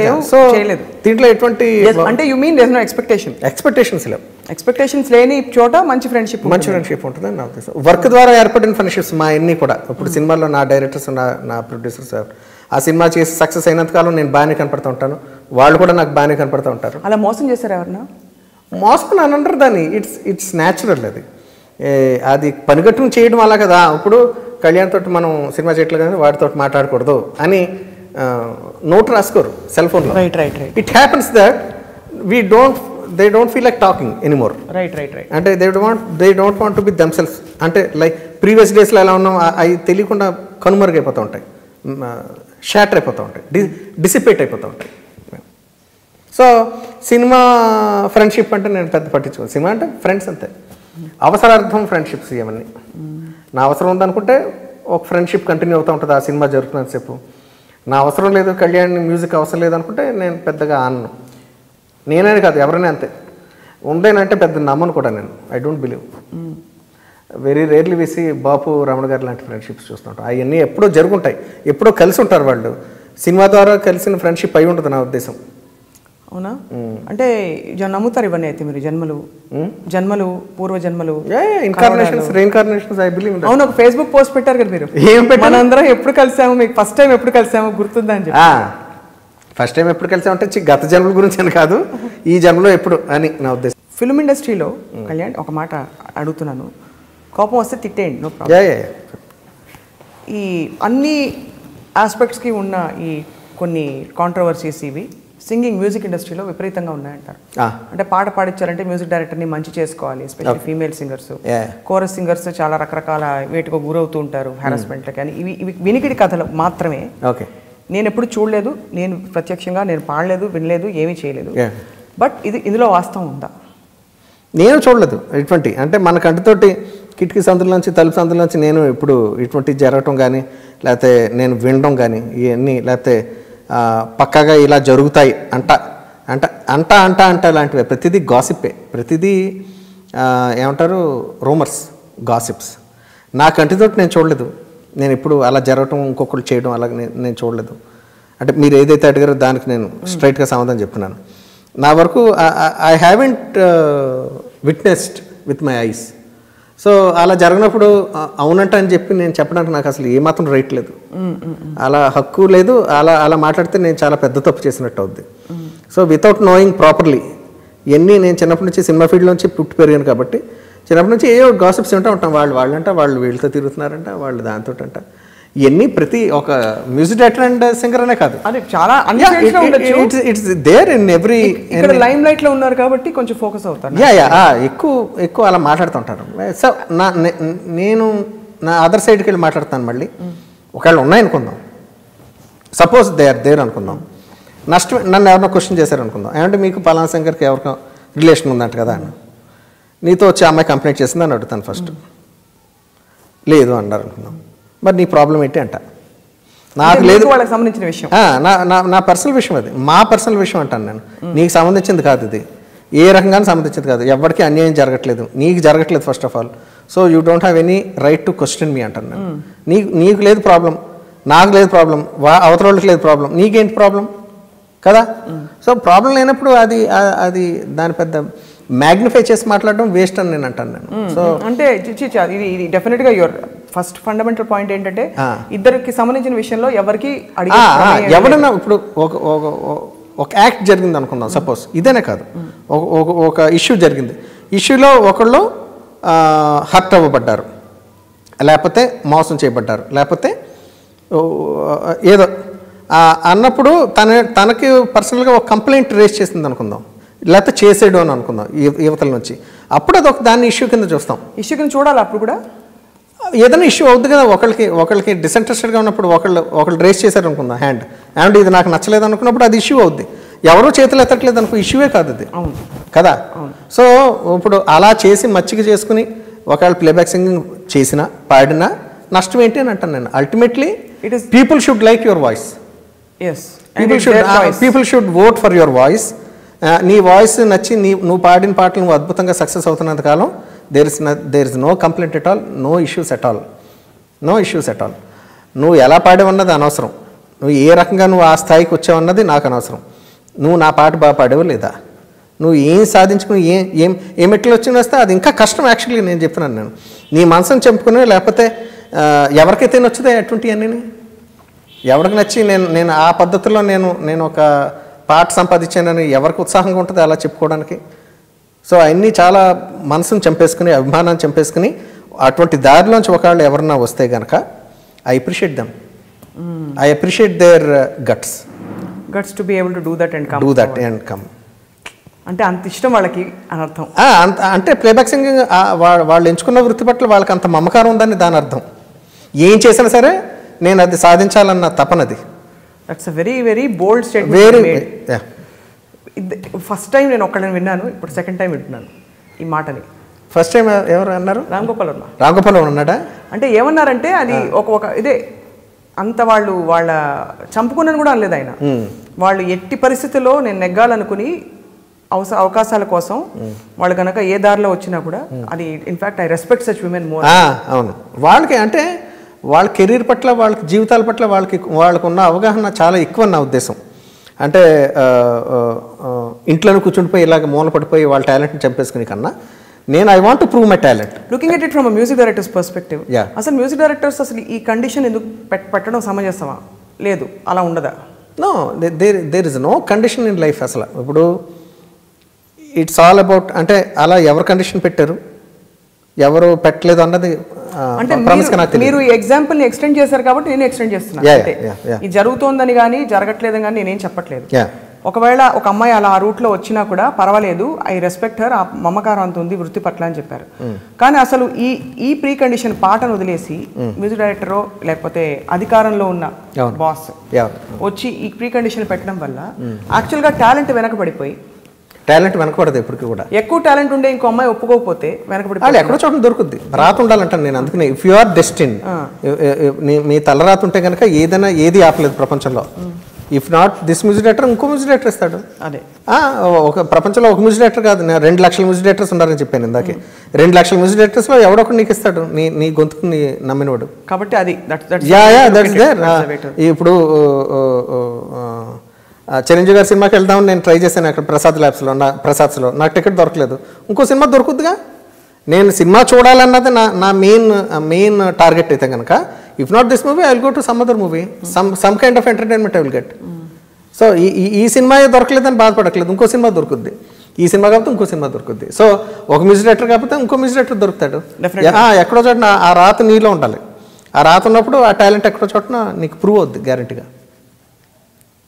మళ్ళీ నవ్వారే, అంటే ప్రొఫైల్ ఇచ్చుకోండి. అంటే తెలుగు అంటే మెచ్యూరిటీతో మాట్లాడుతున్నా, ఇంత ముందులాగా ఆవేశంగా కాకుండా నోటుకు వచ్చినట్టు మాట్లాడట్లేదు, కొంచెం సెన్సిబుల్గా మాట్లాడుతున్నాను కదా. కళ్యాణ్ చాలా దొరకడం కష్టం, కళ్యాణ్ దొరకడు అసలు ఇంపాసిబుల్ అసలు. కాదు కళ్యాణ్ అది ఆ పాట तेरे बिना जिंदगी से कोई, మీకు ఇష్టమైన పాట కదా అది. शिकवा तो नहीं शिकवा नहीं देरे दारा दे नाने ना देरा रे नाने ना. నీ ఇద్దరం కలిపి పాడాం ఇంతకుముందు ఎప్పుడైనా మనకి. जी में आता है खुल के दामन चले దాని నాని నాని నా తర్వాత ఏంటి, तुम घर साथ हो जिंदगी దేరే నాని నా. అబ్బా భలే భలే, అంటే ఎంత బాగా అల్లిక, ఎంత ఒక అందమైన స్వెటర్ కుట్టినట్టు ఉంటుంది అది. బాగా చాలా బాగుంటుంది. ఇంత ఇలస్ట్రస్ ఫ్యామిలీ మీది. ఒక పక్క రాజమౌళి గారు అక్కడ బాహుబలి అంటూ ముందుకెళ్తారు, అదే బాహుబలిలో కీరవాణి గారు. అఫ్కోర్స్ ఆయనకి ఇంకా చాలా ఉన్నాయి, రాజమౌళి గారికి కూడా చాలా ఉన్నాయి. ఎప్పుడైనా కంపారిజన్ వస్తుందా కళ్యాణ్? సహజం కదా అన్నదమ్ముల మధ్య, కజిన్స్ మధ్య. లేదు, అస్సలు మనస్ఫూర్తిగా చెప్తున్నాను. మాకు ఎప్పుడు అంటే తన ఎక్కువ నేను తక్కువ, లేకపోతే తను ఎక్కువ నేను ఎక్కువ, అటువంటిది ఎప్పుడు మనస్సాక్షిగా చెప్తున్నాను, అంతరాత్మ శుద్ధిగా చెప్తున్నాను, అంతరాత్మ సాక్షిగా చెప్తున్నాను. అటువంటి కంపారిజన్స్ కానీ వాళ్ళు బాగున్నారు లేకపోతే నేను బాగోలేదన్నా, నేను బాగున్నాను వాళ్ళు బాగోలేదన్నా, అటువంటిది అస్సలు లేదు మా ఫ్యామిలీలో. We're lucky. అంటే కలిసి పెరిగినందువల్ల ఒకే వాతావరణం, ఒకే అలవాట్లు, ఒకే యాటిట్యూడ్స్ డెవలప్ అయినాయి పెరుగుతున్నంతసేపు కూడా. ఒకళ్ళు తొందరగా సెటిల్ అవ్వచ్చు, ఒకళ్ళు పెద్ద స్థాయిలో ఉండొచ్చు, కానీ కష్టపడి అందరం పైకి వస్తున్నాం అన్నది ఒకే బాట అందరిది కూడా. అందరూ సెటిల్ అవ్వాలి, ఆనందంగా బతకాలి, ఫ్యామిలీస్ తోటి ఎక్కువసేపు బతకాలి, ఎక్కువ గడపాలి అన్నది అందరిది ఒకటే intention, okay kind of life styles అందరి కూడా. ఆర్భాటాలకు వెళ్ళిపోవడం లేకపోతే బందా చూపెట్టడం అటువంటిది అస్సలు లేదు. చిన్న కారులో తిరిగేస్తాం, ఆటోలోనే ఎక్కుతాం, రోడ్డు మీద తిరుగుతాం. నేను కూరగాయలు నేనే కొంటాను ఒకసారి దిగి. ఇప్పుడు కూడా 1,00,000 సార్లు, నంబర్ ఆఫ్ టైమ్స్. అంటే ఇంటి పనులు చేయడంలో నేను అసలు వెనకాడిన. అసలు ఉమ్మకి నేను పక్కన ప్రతి దాంట్లో అంటే 1,00,000 ఇన్స్టాన్సెస్ చెప్పచ్చు నేను అలాగా. సో ఆ భేషజాలు లేవు. ఫస్ట్ ఆఫ్ ఆల్ సెలబ్రిటీ అన్న అటువంటి ఇది లేదు. ఎప్పటికప్పుడు నేను చాలా చాలా నార్మల్ వ్యక్తి, కామన్ మ్యాన్. నేనే కాదు, రాజమౌళి అంతే, మా అన్నయ్య అంతే, మిగతా వాళ్ళు కూడా అంతే, అలాగే ఉంటారు. No change. అంటే ఆ సెలబ్రిటీ ఆ స్టేటస్ని బయట ప్రెషర్స్ని తీసుకోము, అసలు ఆపాదించుకోము, అసలు చాలా నార్మల్గా ఉంటాను. చాలా చాలా అంతే. నేను పని చేస్తాను, నా పని వల్ల నా ఇంటికి హెల్ప్ అవుతున్నాను. నేను అది మెయిన్. నన్ను చూసి ఎవడో ఏదో అనుకుంటాడనో, మీరేంటంటే ఇక్కడికి వచ్చి కూరగాయల దగ్గర కూరగాయల షాప్లో మీరున్నారేంటి అని వాడేది అనుకుంటాడు. అవతల కోసం నేను బతకడం అన్నది జన్మలో జరగదు. నా కోసం నేను బతకాలి, నా భార్య కోసం నేను బతకాలి, అంతవరకే. తను నా గురించి ఏమనుకుంటుంది అన్నది ఆలోచించాలి, కానీ నువ్వేదో అనుకుంటావు నేను ఎందుకు ఆలోచిస్తాను, నా సగం లైఫ్ అయిపోద్ది అలా అనుకుంటే. సో నువ్వు నా గురించి ఎదవా అనుకున్నా, కళ్యాణ్ని నేను కూరగాయలు కొంటాం దగ్గర కళ్యాణ్ ఎవరన్నా చూసి లోకు కట్టేసినా ఐ డోంట్ కేర్ షిట్. ఇప్పుడు వస్తుంది తిక్క వచ్చింది ఇప్పుడు కళ్యాణ్, అది వచ్చింది వచ్చింది వచ్చింది వచ్చింది అంటే మా చిన్నాన్నగారు ఒకటి అంటూ ఉండేవారు, కోరికల్ని అనగదొక్కటం అన్నది చాలా చాలా కష్టం కళ్యాణి. ఇప్పుడు ఎండాకాలం వచ్చినప్పుడు నాచు ఉండదు, నాచు ఫామ్ అవుతుంది కదా గచ్చు మీద. సో అటువంటి థాట్స్ అన్ని పోయినాయి అని అనుకోద్దు. వాన వచ్చినప్పుడు మళ్ళీ నాచు ఏర్పడుద్ది. సో వాన వచ్చినా నాచు ఏర్పడలేదు అంటేనే పరిపూర్ణంగా నీళ్ళలోంచి అయిపోయినట్టు. ఇప్పుడు మీరు ఏ కొండ మీద ఎక్కి ఏ జ్ఞానోదయం మరియు ఏ హితోపదేశం చేయాలి మానవా? సో అలాగే నాలో ఎక్కడో ఉన్నాయి ఇంకా అదొంది గబుక్కుని మన వచ్చింది బయటికి, టిక్కుమని అలా బయటకు వచ్చింది. ఒకసారి వచ్చింది కదా మొత్తం ట్రీలో. బట్ దట్స్ ఓకే, దట్స్ అది ఎక్కువ. లేకపోతే కళ్యాణ్ లేడు, కష్టం మనకంటూ భరించలేము. ఒక ఉనికి ఉంటుంది కదా, అదే ఒక స్వభావం నైజం ఉంటుంది అది. సో ఇప్పుడు అంటే కంపారిజన్స్ లేవది, బట్ మీరు చేసిన రీసెంట్ పార్ట్లో కిరవాణి సార్ అంటే మా అందరికి వావ్ అని. నాకు కూడా, నేను ఆయనతో కలిసి వర్క్ చేసిన సందర్భాలు ఉన్నాయి, కానీ ఆయన ఎంతైనా ఈజ్ లైక్ వావ్. మీకు కూడా అంతే కదా? నాకు కూడా అంతే. సో ఏ పాట నచ్చుతుంది? సో సార్ ఒక మాట, జవచ్చితానందలో అన్నయ్య ఫస్ట్ టైం నా ద్వారా కాకుండా సాయి గారు ఫస్ట్ వినిపించేశారు రికార్డింగ్ అయిన వెంటనే. ఒకలాలన్న పాట నాకు మెసేజ్ పెట్టాడు అన్నయ్య, అంత బాగుందరా, కళ్యాణ్ రాగంలో ఫస్ట్ టైం చేసావు, కళ్యాణ్ రాగంలో ఫస్ట్ టైం చేసావు, చాలా చాలా బాగా చేశారా, వెరీ హ్యాపీ అని చెప్పి ఒక మెసేజ్ పెట్టాడు. ఎంత గర్వాన్ని, ఎంత గర్వపడ్డాను ఆ మెసేజ్ చూసి. అంటే అందరూ పూడుతూ ఉంటారు, అంటే జ్ఞానం ఉన్నవాళ్ళు, జ్ఞానం లేనివాళ్ళు, అభిరుచి ఉన్నవాళ్ళు, అభిరుచి లేనివాళ్ళు, మన సక్సెస్ని చూసే లేకపోతే సినిమా హిట్ అయిందనో రకరకాల కారణాల వల్ల పొగడతల వెనకాల చాలా చాలా రీజన్స్ ఉంటాయి. ఎవరు ఎందుకు పూడుతున్నారో మనకు తెలియదు. కానీ రియల్ పర్సన్స్ కొంతమంది టాలెంట్ ఉన్నవాళ్ళు, అభిరుచి ఉన్నవాళ్ళు, అఖండమైన పాండిత్యం ఉన్నవాళ్ళు గబుక్కుని మెచ్చుకున్నప్పుడు అది ఒక ఇంత మనకి గర్వాన్ని ఇస్తుంది. మనకి అమ్మయ్య నేను కూడా మంచి మ్యూజిక్ డైరెక్టర్ అని నేను అనుకున్నాను. తను పొగిడినప్పుడు నేను కూడా మంచి మ్యూజిక్ డైరెక్టర్నే అని అనుకున్నా. చాలా తక్కువ సందర్భాల్లో అనుకుంటాను, నాకు నేను తక్కువ సందర్భాల్లో నచ్చుతూ ఉంటాను నాకు నేను మ్యూజిక్ డైరెక్టర్గా. అలాగా మొన్న జోచితానందకు ఆ పాట చేసినప్పుడు అలా నచ్చబడ్డాను, నాకు నేను నచ్చబడ్డారు. ఇప్పుడు ఏమేమి ప్రాజెక్ట్స్ చేస్తున్నారు అర్జెంటుగా? కొన్ని ఉన్నాయి. నేను వన్స్ పక్కాగా ఫైనలైజ్ అయిపోయిన తర్వాత నేను మంచి సింగర్లు అంటే ఎలాంటి వాయిసెస్ని మీరు పాటిస్తారు ఇష్టంగా? అంటే మెలోడీస్ వాయిస్ ఎక్కువ ఉండాలి బాగా. నా ఎక్కువ ఆ పాటలు అలా ఉంటాయి కాబట్టి వాటిలో మ్యాచ్ అయ్యి వాయిసెస్ వెతుకుతూ ఉంటాను నేను. భయంకరమైన మాస్ నెంబర్ చేయమంటే చేస్తారా? తప్పకుండా చేస్తాను. అంటే depending on the story always Swapna. నాకు అలా నన్ను అప్రోచ్ అయినప్పుడు నేను నిజంగా మనస్ఫూర్తిగా న్యాయం చేయాలి. నచ్చిన ఒక మాస్ నెంబర్ మీ గొంతులో వినాలి, ఏదైనా సరే, ఎక్కడి నుంచి స్టార్టింగ్ ఫ్రమ్ లే అక్కడి నుంచి మొదలుకొని ఏదైనా సరే, మొన్న వచ్చిన కేక అదైనా సరే. దేవిశ్రీ ప్రసాద్ ఐటమ్ నెంబర్స్ నాకు చాలా ఇష్టం, భలే చేస్తాడు తను అసలు. అంటే he know that pulse, he's king in that item numbers, he's king of item songs, king అని చెప్పొచ్చు. తను ఏ ఐటమ్ సాంగ్ చేసినా సరే సూపర్ డూపర్ హిట్. దాంట్లో ఉన్న మిగతా పాటల కన్నా అవి ఎందుకో దాంట్లో మెలోడీ ఉంటుంది, మంచి రంజు అయిన లిరిక్స్ ఉంటాయి, అన్నీ ఉంటాయి, మంచి వాయిస్ ఉంటుంది. అలా తను చాలా చాలా సక్సెస్ఫుల్. తను చేసిన పాటలు ఆల్మోస్ట్ అలా నాకు కళ్యాణిజీకి ఆవాజ్ మీ కాదు, ఒకటి జ్ఞాపకం చెప్తాను ఇక్కడ ఒక ఎందుకు కేక ఉంది మనకి. ఇంకా కాదు, తను మన సుకుమార్ గారి కాంబినేషన్లో తను చాలా చేసేట. అలాగా తను తమన్ గారు నచ్చుతాయి మీకు పాటలు? తమన్ కూడా ఇష్టం నాకు. తమన్ నేను బయట కూడా నేను పోడాను. తన ఆర్గనైజేషన్ నాకు చాలా ఇష్టం. He's a great programmer. తను చేసిన పాటలు నాకు అల్లు అర్జున్కు సినిమా చేసేటే, అల్లు అర్జున్ మన శృతి హాసన్ ఏంటిది సినిమా చూపిస్తామా, ఆ సినిమా ఏంటిది, రేసుగుర్రంలో పాటలు నాకు చాలా ఇష్టం. రేసుగుర్రం సినిమా నాకు చాలా ఇష్టం. దాంట్లో పాటలు నాకు తెలిసి తమన్స్ బెస్ట్ ఇన్ కెరీర్. దాంట్లో ప్రతి పాట కూడా నాకు చాలా ఎక్స్ట్రాడినరీగా అనిపిస్తుంది. మీరు కూడా జింగ్ జింగ్ జింగ్ జింగ్ జింగ్ అని చేసేస్తే మీ స్టైల్ మార్చుకుని ఎక్కువ సినిమాలు వస్తాయి అనిపిస్తుంది ఎప్పుడు? లేదా, నో స్టైల్ని బట్టి అలాగే ఎక్కువ సినిమాలు వచ్చేస్తాయని కాదు, ఎక్కువ న్యాచురల్ టు యూ కదా. నో ఎక్కువ నాళ్ళు జ్ఞాపకం ఉండాలి మనం. సో వెనక్కి తిరిగి చూసుకున్నప్పుడు నాకు అలా చాలా మంచి పాటలు ఉన్నాయి. People will remember me. నేను నేను రిటైర్ అయిపోయినా, నా డౌన్ఫాల్ వచ్చేసిన టోటల్గా నేను సినిమా ఫీల్డ్ నుంచి తప్పుకున్నా. ఈ కళ్యాణ్ చేసిన పాటలను గ్యారెంటీగా ఎక్కువ నాళ్ళు పాడుకుంటారని చెప్పి నాకు నమ్మకం ఉంది. అది ఎక్కువ సాటిస్ఫాక్షన్ ఇస్తున్నాను. That's there. లేకపోతే ఇప్పుడు చూడు, సినిమా ఫీల్డ్ చాలా కట్త్రోట్గా ఉంటుంది. నేను 200 సినిమాలు చేసినప్పుడు టపటపమని 201 సినిమా నేను అటర్ ఫ్లాప్ ఇచ్చాను అనుకో, కళ్యాణ్ పని అయిపోయిందని అంటారు. 200 సినిమాలు చేశాడు కదా, ఆగుదామని అనుకోరు, వెంటనే మనకి నోరు వచ్చేస్తుంది, వీడి పని అయిపోయింది, ఇంకా వీడు నెక్స్ట్ బోర్ కొట్టేశాడు. అప్పుడే హాట్ ప్రాపర్టీ ఉన్న ఇంకో మ్యూజిక్ డైరెక్టర్ మీదకి వెళ్ళిపోద్ది మన దృష్టి. అలా నేను 200 సినిమాలు చేసినా, 500 సినిమాలు చేసినా, 1000 సినిమాలు చేసినా వేస్ట్. ఏదో రోజున నన్ను చీ కొట్టేస్తారు జనం అంతా కూడా, ఇండస్ట్రీ చీ కొట్టేస్తుంది. సో అలా కొట్టద్దు, చీ కొట్టద్దు అంటారు. అలాగా. కానీ కొడుతున్నారు, మెల్లిగా కొడుతున్నారు. ఇంకొంచెం కొడితే బాగున్నాను ఉంటుంది అంతే. నాకు అంత మించి నన్ను అంటే అంత చీత్కారం కూడా అంత దారుణంగా ఉంటుంది. దానికి మనం తట్టుకుని అర్థం చేసుకోవడానికి రెడీగా ఉండాలి.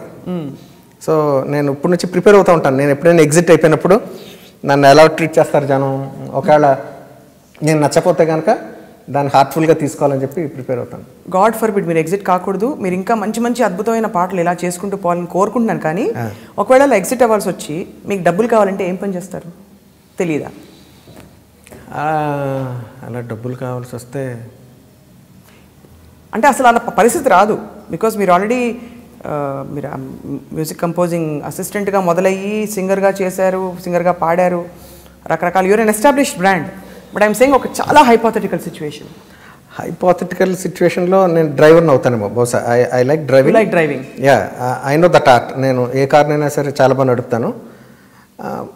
7th క్లాస్ చదువుకున్నవాడికి ఇంకేముంటుంది, ఏం చేయలేం, ఉద్యోగం రాదు. Car driver. మరి టూ మచ్ అలా టూ మచ్ అసలు తప్పలేదు. ఇన్ఫాక్ట్ నాకు రాదు. ఫర్ అంటే నాకు వచ్చినాయి అంటే ఏం చేస్తాను, మ్యూజిక్ డైరెక్టర్ అయిపోయింది. నేను అదృష్టం. నేను ఆ మ్యూజిక్ డైరెక్టర్ కాకపోయి ఉంటుంటే గ్యారెంటీగా నాకు వచ్చిన ఆట అదొకటే. పొటాటో కూర బాగా చేస్తారు మీరు. టమాటా బంగాళదుంప కూర అంటే నాకు చాలా ఇష్టం. ఈ మధ్యన ఉమ్మ దగ్గర నేర్చుకున్నాను అది ఎలా చేయాలి. ఒకరోజు నేను నీకు వండి పెడతాను ఉమ్మ, నాకు నువ్వు చెప్పా రెసిపీ అంటే అన్ని పేపర్ మీద నోట్ చేసుకుని అన్ని కూర్చొని శ్రద్ధగా చేసి వండి పెట్టాను తనకు. ఒకరోజు ఒక పూట 12 ఏళ్లకి ఒకటి చేశాను నేను. అలాగా చాలా బాగా కుదిరింది ఆ రోజు, భలే చేశాను. ఇప్పుడు మేము బంగాళదుంపలు టమాటోలు మీకు తరడం వచ్చా కూడా చూడబోతున్నాం. ఇవన్నీ కట్ చేసా చీజీగా కట్. మీరు ఇంకా నాకు ఆ మాస్ పాట పాడలేదు. గబుకుని అదే జ్వరం వచ్చింది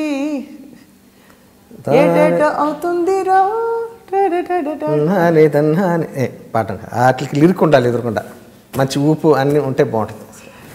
వాయించడం వచ్చా? బట్ నేను ఇష్టం అని చెప్తున్నానుగా. డప్పు వాయించడం వచ్చా? కాదు, లిరిక్ అన్ని పక్కగా కాదు, దానికి అన్నీ ఉండాలంటున్నాను నేను. దీని మీద వాయిస్తూ ఒక పాట మా కోసం. అలా కాదు, లిరిక్ నాకు జ్ఞాపకం ఉండదు అంటున్నాను నేను. ఏదైనా ఒక పాట, ఏదైనా సరే. జింగ చెక్క అని కూడా పాడండి. అది విషయం. ఎక్కడ దొరుకుతుంది? స్టూల్లా ఉంటుంది. స్టూలే.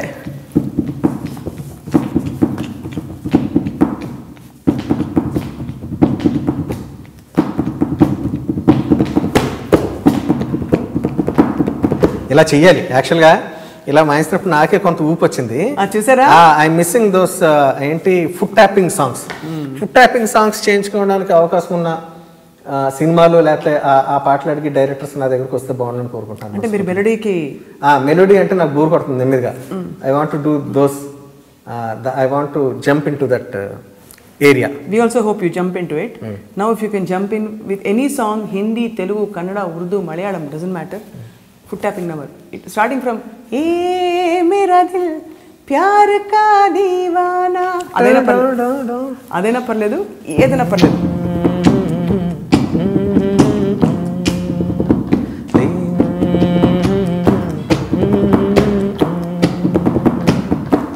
ఎంత బాగుందో ఇలా వాయిస్తుంటే. స్వప్న, మనస్ఫూర్తిగా ఒకటి కోరుకుంటున్నాను. నాకు ఫుట్ ట్యాపింగ్ నెంబర్స్ కేవలం మెలోడీ లేకుండా ఇటువంటి పాటలు చేసుకునే అవకాశం నాకు ఒక సినిమా వస్తే బాగుండని కోరుకుంటున్నాను. ఇప్పుడు తప్పకుండా పైన తదాసు దేవతలు వింటున్నారు, అంతే డెఫినెట్గా వస్తుందని I'm hoping and wishing. And ఇప్పటికే నా నుంచి చాలా విషయాలు రాబట్టిసావు. అదే ఇంకా నేను చెప్పడానికి ఏం లేవని చెప్పి నేను అనుకుంటున్నాను. సో బంగాళదుంపల కూర చేసి పెడతారా? చేయరా? బంగాళదుంప టమాటా రెండు కాంబినేషన్ అదే రెడీగా ఉన్నాయి. మీరు తరుగుతూ ఉంటే మేము ప్రిపరేషన్. వివాహ భోజనం, దానికే వివాహ భోజనం ఏకంగా ఒక్క కూర చేసినందుకే మీరు చేస్తే మరి అది వివాహం కాదు, మామూలు భోజనం, సరదా భోజనం. సో ఫస్ట్ క్వశ్చన్, ఇది ఏం దుంప? మరి ఇది బంగాళాదుంప. దీంతో ఏం చేస్తారు? నిజంగా వంట వచ్చేంటి చూస్తారు అప్పుడు ఎంత బాగా కట్ చేస్తారు చూడండి. దీన్ని యాక్చువల్గా కడగాలి. సరే ఇప్పుడు మనకి అంత టైం లేదు కాబట్టి మామూలు కడిగిన తర్వాత కొంచెం పైన ఇప్పుడు నాకు ఏ వంట కార్యక్రమాలు క్యాప్ వస్తాయి ఈటీవీలో నాకు 12ంటికి వస్తూ ఉంటాయి, 12ంటికి. ఇప్పుడు దీన్ని కొంచెం తొరగాలన్నమాట అని వస్తూ ఉంటాయి. అలాగా చూసా ఇదిగో ఒకవేళ వంటగాడిగా కూడా ఎంత నీట్గా తీస్తున్నారా సెటిల్ అవ్వచ్చు. ఇప్పుడు దీన్ని కొంచెం బాబు నాకు అయ్యే జ్ఞాపకం వస్తున్నాయి. కార్యక్రమాలు ఎవ్రీడే వస్తూ ఉంటాయి కదా, కుకింగ్ కాదు న్యూ వంటలు ప్రోగ్రాంలు ఉంటాయి కదా. ఇప్పుడు దీన్ని చెక్కు తీసుకోండి. చెక్కు తీసుకోండి. ఓహో అవునా అని పక్కన యాంకర్ అంటూ ఉంటుంది. అమ్మా కాదు, మీరు చెప్పిందే మళ్ళీ రిపీట్ చేయాలి. చెప్పండి లైన్ చెప్తాను. ఇప్పుడు దీన్ని ఇలాగ నీట్గా మనం లైన్ బై లైన్ ఇలాగా స్క్రేప్ చేయాలి. అంటే బాగా లైన్ బై లైన్ స్క్రేప్ చేయాలి. మధ్యలో జుట్టు మీరు ఎలా అనుకుంటూ ఉంటారు యాంకర్ లైన్ బై లైన్ స్క్రేప్ చేయాలి. ఓకే అండి. తర్వాత అది పూర్తిగా మనం చేసిన తర్వాత అంటే ఇదంతా ఫాస్ట్ మోషన్లో తీసేస్తారు. నేను మొత్తం ఈ స్క్రేప్ చేయడం అంతా మీరు తీసారంటే రోజు పడదేమో. ఒక పొటాటో ఒక టొమాటో తరిగండి. అదే అయిపోతుంది. నాకు ఆ పాట గుర్తొస్తుంది. ఏది? ఆలయాన వెలసిన ఆ దేవుని రీతి కళ్యాణి జగతికి. ఎంత చక్కగా కళ్యాణి వంటింటికి జీవన జ్యోతి. చూసారు? ఇప్పుడు ఇలా నీట్గా చేసిన తర్వాత ఆ తర్వాత ఓకే అండి, చెక్కు తీసేసుకున్నారు కదా. నెక్స్ట్ ఏం చేస్తారు? దీన్ని ఇలా పక్కన పెట్టి ఇలా పక్కన పెట్టాలి. ఎందుకంటే ఇది బంగాళదుంపలు కూడా కలిసిపోతాయి, లేకపోతే ఇలా పక్కన పెట్టుకోవాలి. అసలు ఎంత గ్రేట్ పాయింట్ చెప్పారండి. అమ్మో జాగ్రత్త, తెగుతుంది. మళ్ళీ మీ అమ్మగారు ఫోన్ చేసి నన్ను వాయించేస్తారు. పర్లేదు, ఇది వెళ్ళి ఎగిరి ఇంకో చోట పడితే ఏం చేయాలి చెప్పరా? వెళ్ళి తెచ్చేసుకోవడమే. తెచ్చేసుకుని కడిగేసుకుని మళ్ళీ ఇలా కట్ చేసేసుకోవాలి. చేసి ఏం చేస్తారు? ఓకే గ్రేట్, ఇలా కట్ చేసాం. అవునా? ఇంత పెద్దగా ఉంచాలా బంగాళదుంపల కూరకి? లేదు ఉండు, అంత కంగారే. వంట వండుకుంటే మాటలేంటి. తర్వాత మళ్ళీ ఇలా చిన్న చిన్న పీసెస్ కింద కట్ చేసుకోవాలి. వంట ప్రోగ్రాంలో జ్ఞాపకం వస్తున్నాయి నాకు, నా గొంతుకు నాకు వింటుంటే. అన్నీ ఒకే షేప్ సైజులో తిరుగుతున్నాయి చక్కగా, అందంగా కదా. అవును. సో దీన్ని బట్టి నాకు ఏం అర్థం అవుతుందంటే మీకు నిజంగా వంట వచ్చింది. ఇదిగో ఇలా చేసామా, ఇవన్నీ పక్కన పెట్టుకుంటాం. అవునా? నల్లగా అయిపోతాయి కదా. ఎందుకు వెంటనే వండేస్తాం కదా. తర్వాత పక్కన నీళ్ళు ఉంటే నీళ్ళు వేసుకుని కడిగేసుకుంటాం ఫైనల్గా. తర్వాత ఎంతమంది తింటున్నారో ఆ రోజు భోజనం అన్న దాన్ని బట్టి ఎన్ని బంగాళదుంపలు ఎన్ని టమాటాలు కట్ చేసుకోవాలనే దాన్ని బట్టి ఉంటుంది. బాబోయ్ అసలు దారుణమే, నేను నమ్మలేకపోతున్నాను నేను. టూ మచ్ బాబోయ్. కూరగాయలు బాగా తరగాలంటే ఫస్ట్ ఏం కావాలి చెప్పు? అంటే పొదునైన కత్తి కావాలి. మంచి అంటే వెజిటేబుల్ నైఫ్స్ మనకు దొరుకుతూ ఉంటాయి యూఎస్లో బాగా. యూఎస్లో నుంచి ఎవరైనా వస్తుంటే కనుక ఏమంటే మాకు మంచి నైఫ్స్ తెప్పించరా ప్లీజ్ అని చెప్పి అడుగుతూ ఉంటాం అనమాట. ఓకే అండి, ఇప్పుడు మంచి నైఫ్తో మనం టమాటా కూడా కట్ చేసుకున్నాం కదా. కట్ చేసుకున్నాం, కట్ చేసుకోలేదు ఇంకా, కట్ చేస్తున్నాను. కట్ చేయడం మీరు చూస్తున్నారు అది. ఓకే అండి, టొమాటోలో గ్రీన్ గ్రీన్ పార్ట్స్ ఉంటాయి కదా, వాటిని కూడా వాడాలండి. వాడతాం. ఇదిగో ఈ రెండు ఇలా చూసి ఎంత బాగున్నాయి చూడడానికి, ముచ్చటగా ఉంది. దీని తర్వాత ఇది తీసుకెళ్ళి మనం కొంచెం నూనెలో అది నీళ్ళలో వేసి కొంచెం ఉడకనిచ్చిన తర్వాత నూనె అంతా చేసి పోపేసి మంచి పచ్చిమిరకాయలు ఇవన్నీ పోపేసిన తర్వాత బ్రహ్మాండంగా టమాటా బంగాళదుంప కూర రెడీ అవుతుంది. రెడీ అంటే చాలా ఈజియెస్ట్ కూర. ఉమా చెప్పింది నాకు ఎప్పుడో ఎలా చేయాలో ఆ రెసిపీ.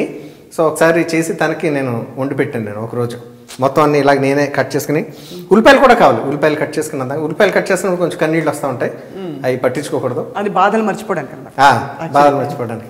అంటే ఎంత కష్టపడుతున్నారు ఇంట్లో అమ్మాయిలు వంట వండటానికి ప్రతిరోజు బోర్ కొట్టకుండా ప్రేమగా, అంతే ప్రేమగా చేయడం అన్నది చాలా చాలా గొప్ప విషయం. So I really appreciate all the women who really cook good food for their loving husbands. Husbands ఒక్కలేనా, మిగతా వాళ్ళు ఉండరా ఇంట్లో? అత్త మామ పిల్లలు వాళ్ళ కోసం అక్కడ ఆ రోజు హస్బెండ్ కూడా ఉంటారు కాబట్టి మిగతా వాళ్ళు ఆ లబ్ధిని పొందుతున్నారు. హస్బెండ్ లేకపోతే వేరేలో కుక్ చేస్తారు, లేకపోతే పిల్లలు ఉండాలి. కరెక్టా? Thank you for being so sportive. Sportive కాదు, నాకు ఇష్టం అండి ఇలాగా. నాకు పెద్దగా అంటే ఈ ఒక్క కూర నాకు వచ్చి కానీ నాకు మిగతా కూరలు నాకు అలాగా నాకు అంత చేత కాదు. Would love to learn how, అంటే మంచి కుకింగ్ చేయాలని చెప్పి నాకు కూడా ఉంటుంది. We hope that you come back. Yes. మనం iDream లో చేద్దాం స్పెషల్ కుకింగ్ సిరీస్. యా అప్పుడు ప్రాపర్గా అన్ని కరెక్ట్గా పక్కాగా కుక్ చేద్దాం. ఇవాళ కటింగ్ తోటే సరిపోయింది. బట్ నిజంగా చెప్తున్నాను మనస్ఫూర్తిగా, it's always a delight to talk to you.